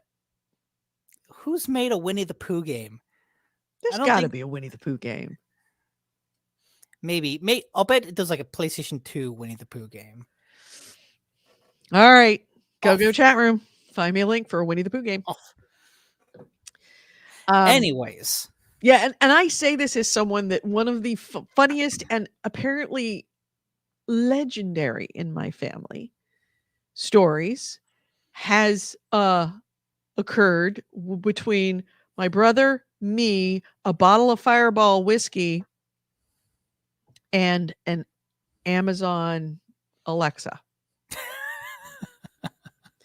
in which I came perilously close to sending a gross of rubber chickens, 144 rubber chickens, and a bag of gummy dicks to the incoming CEO of Louisiana Pacific Why? Corporation. Why? So here is the story of a gross of rubber chickens and a bag of dicks. It was Christmas? Yes, it was Christmas. My cousin's husband was the outgoing CEO of Louisiana Pacific Lumber Company in Louisiana. Tennessee. We were all together at their house. We were at the ranch, and Ian and I decided to stay up one night, and alcohol is very much a thing at the ranch. And Ian and I pulled out the Fireball whiskey, and they have this little shot glasses that were boots. We would get boots of the Fireball. And Ian and I just got to talking, and one of these great, brilliant ideas that I come up with drunk is to create a drop ship company where you could send rubber chickens to people. Okay. Like you could send 10 rubber chickens as a joke, but you make the order with us. We make the order with Alibaba or whoever for rubber chickens at 50 cents a piece. And you could literally send a gross of rubber chickens to somebody. And Ian mentioned, and there's an Alexa in the room. And we were getting drunker and drunker and asking Alexa stupid questions as they came up in conversation. And I said, Alexa, buy a gross of rubber chickens. And she's like, okay. And then Ian and I got talking. He goes, you know, you can buy a bag of dicks on Amazon. And I'm like, Alexa, buy a bag of dicks. And she's like, okay. And it was a couple of seconds later that we realized that we'd ordered a gross of rubber chickens and a bag of dicks on my cousin's card. Oh, geez. Which had us, drunk as we were, falling over laughing. This is about 4:00 in the morning. Falling over laughing so hard we could barely breathe because this is happening. And it's like, Alexa, stop. Alexa, no. Alexa, cancel that. Alexa. It's like she wouldn't do it. And we just were laughing so hard and starting to panic. So then I went and woke up Kevin. That is the angriest Kevin has ever been at me because because I couldn't call Amazon because there's no You were cell on a service. different account too. Right. But I was So on cell service. So I had his name and I said, well, what's my account number? And I woke up Kevin because I was too drunk to drive. We had to drive a 1/4 mile down to the main road to actually get cell service to try to get them to stop the shipment. And of course, couldn't. Trying to explain to the Alexa lady or to the Amazon lady, here's what happened. We made an order on this account. We need to cancel this order because this was literally just made. And she's like, what's it for? And I said, a gross of rubber chickens and a bag of dicks. And this did not go over well with the Alexa lady. So finally we came back and my cousin's wife, my actual cousin, my Kurt's wife, Julie, was awake. And she's like, is everything okay? Because she saw the headlights go down the road. And Ian and I had to explain that we had ordered a gross of rubber chickens and a bag of dicks and we need to have this canceled. And of course, Ian and I are falling down drunk the whole time. We are completely barely able to speak, trying to explain that we need to cancel this. And she was able to cancel it. And then it was the next morning that she said, it's a very good thing that we canceled it. By the way, I had to tell Kurt because the address on this delivery was Louisiana Pacific mailroom. And it was addressed to the CEO. Why was it addressed Kurt to had him? just retired. So it was going to the new CEO. It would have been forwarded to the new CEO's office. 144 rubber chickens and a bag of gummy dicks were going to the new CEO's from Kurt. That would have been his going away present to the new guy was a gross of rubber chickens and a bag of dicks. Yeah, this would have been bad. So it is such a legendary story in our family that when I went, I didn't realize how legendary it was until when I went down there for Christmas or for New Year's just this year.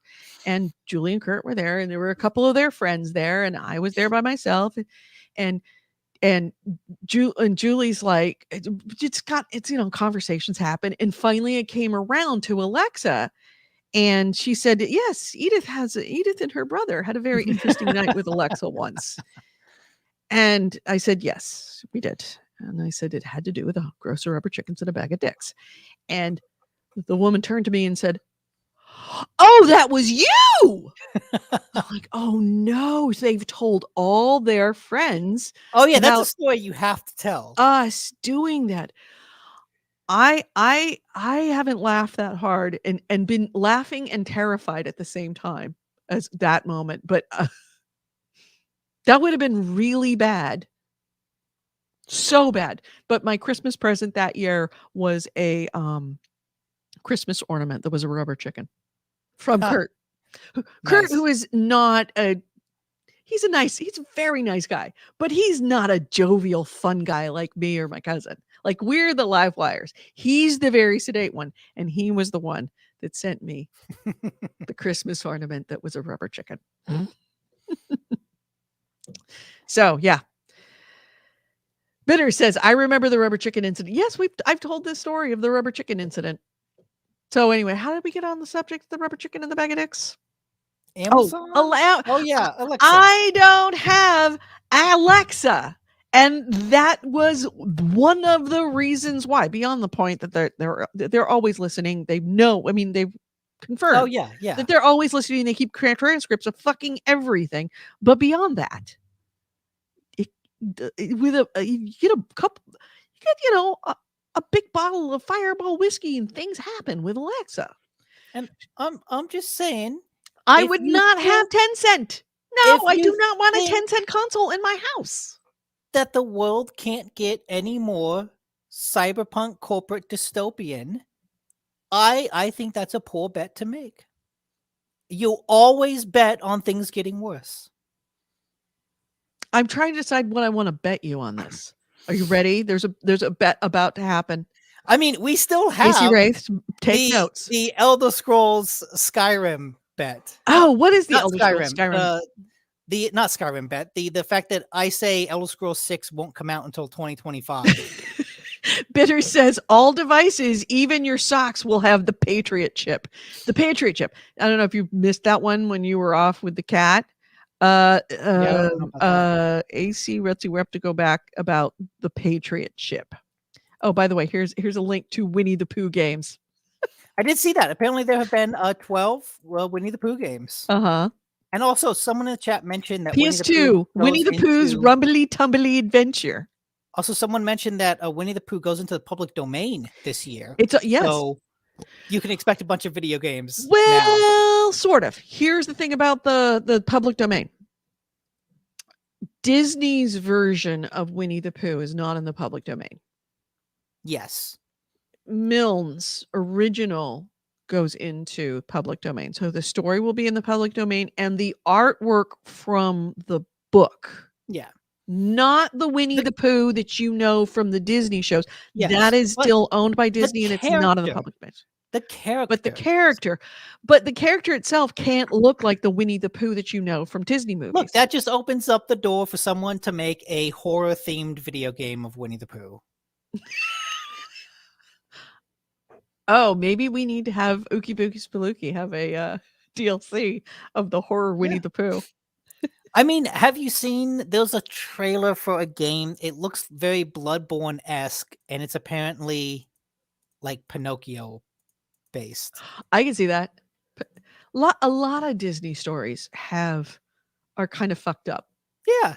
It can be easily fucked up into most fairy tales can be easily fucked up into terrifying stories. So should we get back to the news, please? Oh, right. We're at that point in the podcast. Yes. Yeah. E3 may be canceled. This was a rumor that came from Jeff Grubb, who's like a really, really trustworthy insider. Like, he's got a lot of good information. And last we heard, the ESA had said that E3 is going to be all digital this year, but there's a lot of rumblings that that's not going to happen because a lot of publishers are instead shifting focus to the Summer Games Fest or their own thing. Mm-hmm. Basically, what we said when E3 was like, yeah, we're going digital again, like, even now it's not enough. E3 is dead. Mm-hmm. E3 is dead. E3 was already dying. COVID was the final stake in the heart of this vampire that needed to be buried many years ago. And is this article saying that E3 may be canceled for 2022 or that EA is maybe canceled permanently? They say that it may be canceled completely for EA for 2022 E3, not EA. that Oh, E3. E3 may be canceled completely for 2022. Mm-hmm. Doesn't say anything about 2023.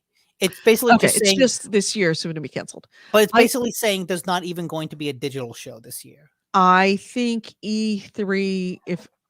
I think I talked about this last time when I said that they went digital. I said that this is the end of E3, and if they don't do it 2 years in a row, well, actually, did they have were they digital last year? Not a lot of people. No, they didn't have one last year. They did not have one last year. They did not have one. If they don't have one this year, I don't think you're going to see another E3, Yeah, digital or otherwise, I agree with that. because already, I mean, last year was weird because you didn't have one date in June when there was a bunch of news. I don't know. I missed it. I mean, I liked the fact that we had at least a bunch of news all together at the same time, instead of it being just spread out. But I think that developers and publishers very much appreciate that they don't have to be on somebody else's timeline to have a big announcement and to do all of this production in order, like you got to debut it on E3. E3, it's got to debut. You have a console, got to have it at E3. You have a new widget, you have a new game, it's got to be at E3. That they don't have that constant like crunch to get these things done. And in retrospect, I think a lot of the outside E3 announcements that came last year, one of the reasons they were really underwhelming is because of COVID shifting the release dates of everything. No one wanted to announce something new. Right. A lot of publishers were gun shy about any announcements because of COVID. And I think they still are. I mean, it's not like this year's for COVID is any less bad than last year's. In fact, it's worse now this year than it was last year, which is predictable. Yeah. But I think going forward, in an E3 list world, that doesn't guarantee that, like, oh, there's going to be a lot of underwhelming, smaller press conferences. I can see EA putting out a substantial press conference. AC Wraith points out Devolver Digital still going. They had a show last year. They're going to have a show this year. Yeah, I mean the shows They're are also always weird. Yeah, digital and weird. Devolver Digital is the Hate Ashbury of the gaming world. It's just crazy weird. It's also just like a press conference. It's a press conference and a skit show that may or may not come off as well. It's very surreal. It's the Salvador Dali of the gaming world. Certainly press conferences. So they're the Salvador Dali of press conferences. They're always like, what the fuck are they doing? And I don't understand. If you don't feel like a little bit high when you left a Devolver Digital press conference, they failed. So let's see. Next item is PlayStation has filed a patent for not necessarily a new type of controller, but a new controller feature. Basically, they filed a patent for control sticks that could retract inside. So basically, think control sticks that could like change height. It's not a bad idea. Yeah.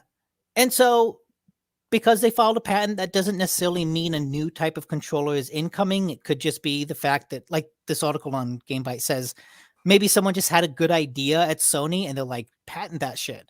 Yeah. But it's before we lose it, before somebody else does it. Yeah, it's still an interesting thing to think about, at least considering that Sony is clearly willing to experiment with weird controllers. Mm-hmm. Yeah. So let's see. Do we have anything? No, that's it. That's all we got. Any other pickup news? I mean, we are rolling in at 4:30 now. Yeah, this was a fun one.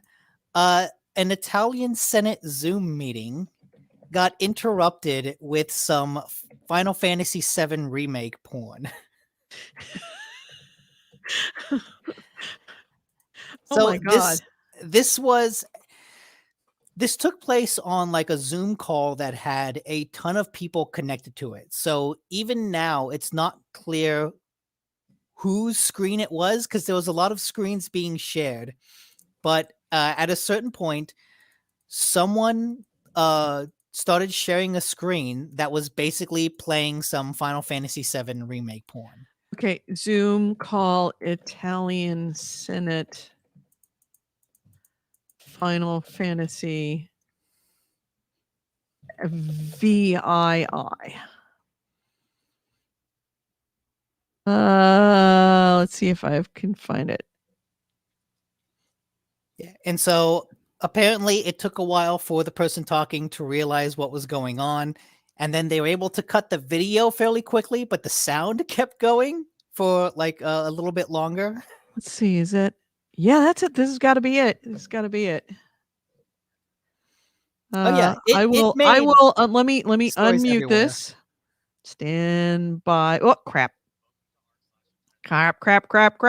No, I don't want that. Oh, and Let's Corey see. Wallace said, you have a story about a game I like. I think we were talking about ESO, like how the Yeah, merger would about how affect the merger is ESO. going to affect ESO. It may affect. In fact, there's a lot of people that are discussing about whether ESO might be shut down in favor of World of I don't Warcraft think it because would be shut Amazon's down. right. It's anybody that says that it's stupid. That is absolutely ludicrous. Yeah. That Microsoft would shut down ESO in order to favor World of Warcraft. That's bullshit. Stupid. Ludicrous. Anyway, here is the Zoom call. Risultati della ricerca medica e scientifica, insieme alla loro repentina accessibilità e alla loro affidabilità,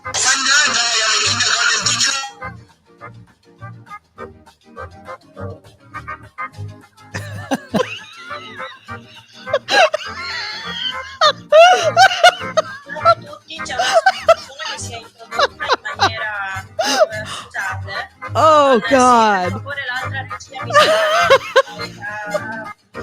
Yeah, that's Oh, and this is why. Oh, wow. So it looked like it wasn't just the Final Fantasy VII porn. It looks like he was browsing porn on Reddit, Yes. and then just happened. Like, unfortunately, his screen started to share.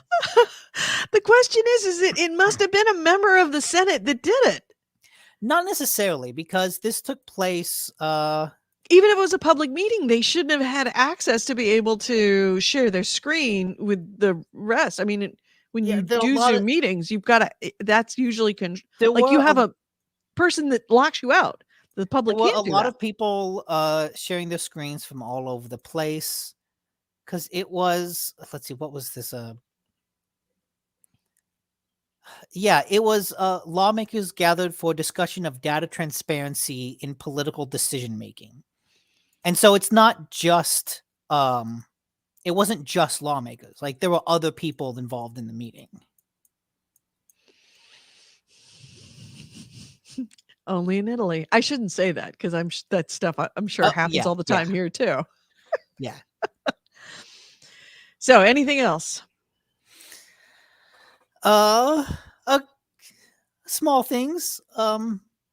Halo Infinite might go the way of all free-to-play multiplayer games faster than you think, in that it might have a crossover with Lightyear, the new Pixar movie coming out. Because eventually all free-to-play games get goofy.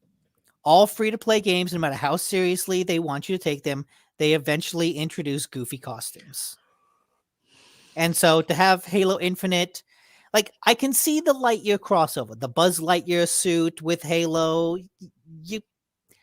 It matches better than it would in I something can like see Call it. of Duty. Yeah, I mean the green and the white. It's not a big leap. It's about the same form factor. You just have to change the colors on it. Oh yeah. And so it's just a rumor. There's no guarantee. But yeah. Why would they do that? Because they want to sell cosmetics. Because it's a free-to-play game that sells cosmetics. Like I said, they all do it. No one is immune. Just seems weird. Yeah. Also, the Halo Infinite multiplayer like cosmetic store is awful. Is it? Oh, like god awful. They only sell things in packs, and they sell basically when you're looking to like buy all cosmetic armor for your character, there's like chest pads, there's shoulder pads, there's legs, there's all these different types, but you can't buy any of it individually. you can only buy it in packs. Mm-hmm. And that includes things like colors. But if you buy a color, that color is only applicable for like certain suits of armor and not others. So it's like, imagine like it's cutting up the customization into real nickel and diming territory. Oh, I see. So, like for example, this Neptune's Depth, you get this. You can only use it on certain parts of their armor. Yeah, certain Oh, parts of your weapon armor, coating, armor coating, but only in And two this- of the spaces and the main space. yeah, but And also then you can only use it for that suit of armor. Or I think what that's also saying is like that suit of armor is those colors. no, that's not a suit of armor. That's a stance. Okay, then yeah, it's probably coming with colors. Like it looks like you can only use the armor coating like in certain places. Yeah, or like the neon Superfly, it looks like it just has a bunch of armor coating colors. Yeah. And like And each then- of those colors is for a different piece. Right. Each of those colors is for a different piece. Right. So Yeah. you get the purple. It's like you sell armor individually, you sell colors for Yeah, armor 'cause it's like- individually. It's all just cut up in a way that's kind weapon of coating, offensively but they nickel all and look the diamond. same. Vehicle coating, vehicle coating, vehicle coating. That's why I think they're all for different pieces of armor. Oh, It's the God. same color but for different pieces. Oh man, what a nightmare. Yeah, and the fact that you can't buy something individually. Got But it. I did see a news item where Microsoft said that for the next Battle Pass, you will be able to earn store credits by playing the Battle Pass. Well, that's So good. that's an improvement. It's the way it should be. Mhm. Let's see. What has cat ears? Probably Wait. something in That can't be right. IKEA selling PlayStation 5s and Xbox Series X's? No. IKEA? No. why? IKEA PS5. I'm Oh, looking this up. IKEA.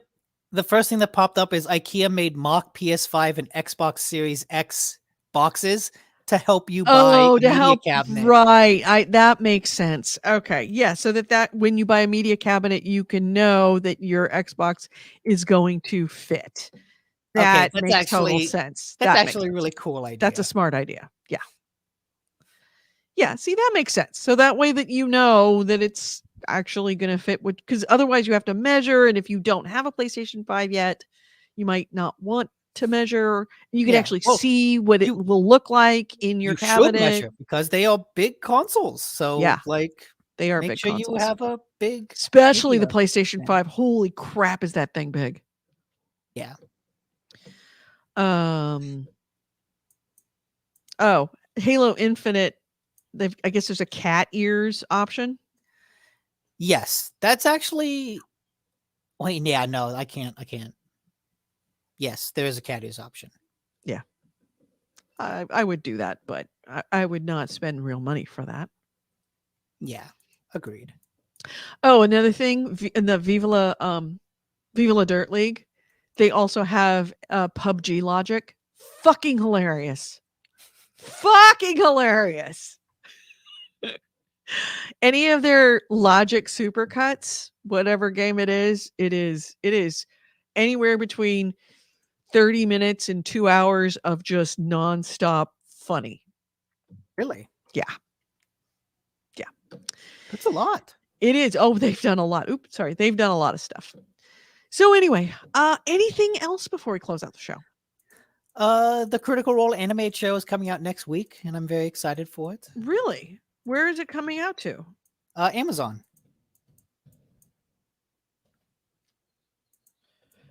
Is it just essentially following the D&D story with these animated characters of one of their campaigns? Yeah, the first campaign. Let's take a look. Do we have a preview of that? We should. Yeah, there have been some trailers out. Let's see. There've actually been reviews out because I guess critics have been Really? able to watch like the first 6 episodes, and it's been pretty well received. So, Amazon preview. There it is. Legend of Vox Machina.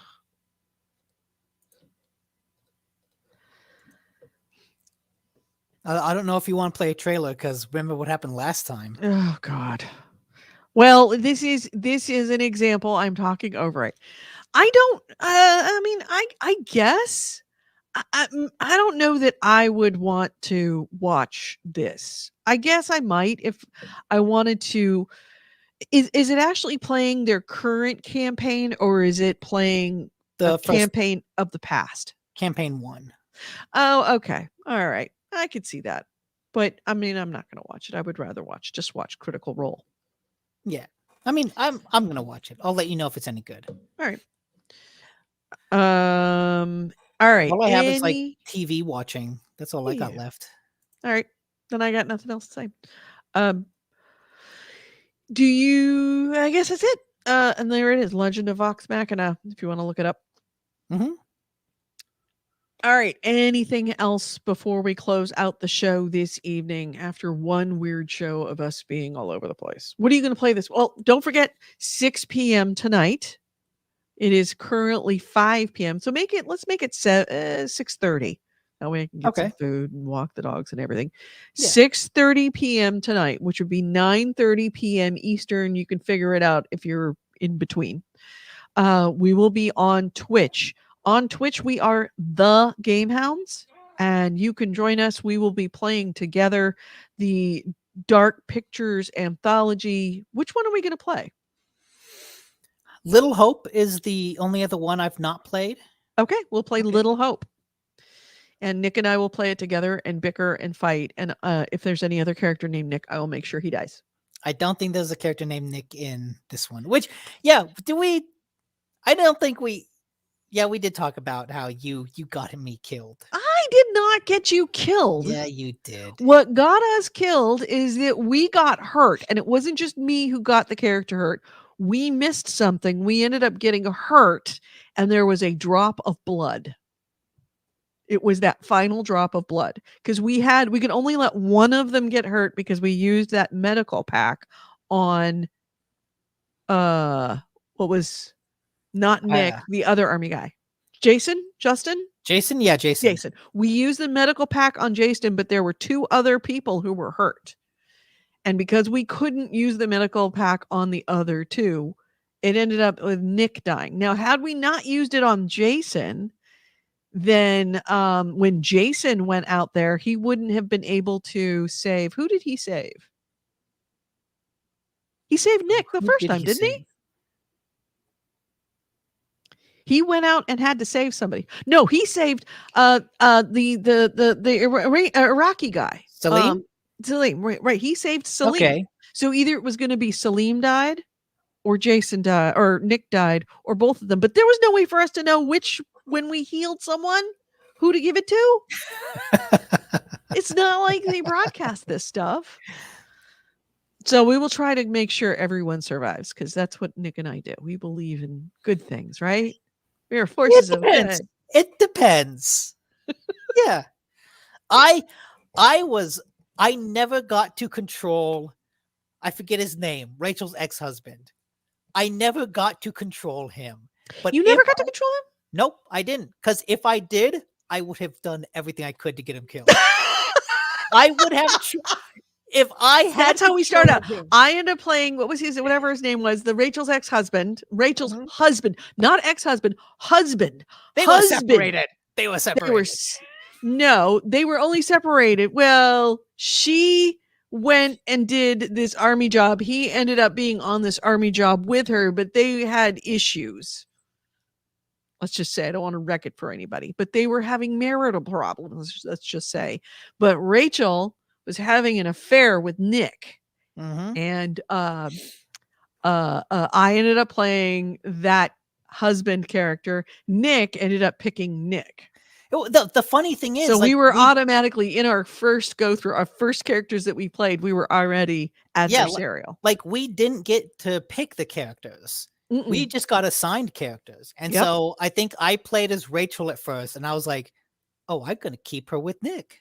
Oh, that's right. You did play Rachel, and you Yeah. decided, and you met Nick, and you're like, oh, she's totally going to stay with Nick. Yeah, I was like, I'm going to keep these two together. Oh, shit, she's married? Well, fuck this other guy. Right, exactly. And I was Nick- playing the other Nick guy. has to get the girl.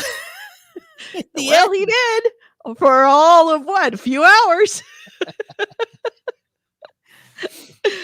All right. So, yeah, depending on who we get, they may end up dying. Yeah. Well, we'll see how it goes. You never know. It Yeah. is. That's the nature of the game. So we will be, thank you for the link and for the time, 6:30 p.m. Pacific, 9:30 p.m. Eastern tonight on Twitch, twitch.tv/the GameHounds. We will see you then. Thank you for watching, everyone. Thanks into the chat room. Hey, it was really good to see Karen. I mean, obviously, Corey, you know, it's always good to see you, and AC Wraith and Bitters and Blood Reaper. Thank you for coming in. Chris, thank you for coming in. It's good to see you, man. And also to Ken Farrow, thank you for coming in. If you were watching and lurking, that's fine. We appreciate it. Thank you for being here. We will be back next week again, next week with an audio show. So it will be more like our old format. We will be back on audio on Spreaker. At Speaker with an R, Spreaker.com at 2 p.m. Pacific, 5 p.m. Eastern. And of course, we will be live streaming video like we do here, 2 p.m. Pacific, 5 p.m. Eastern on Facebook, on Twitch, and on YouTube. On Facebook and Twitch, we are The GameHounds. On YouTube, we are GameHounds Vids, VIDS. Thanks so much. Have a great night, everyone. Bye-bye. Bye.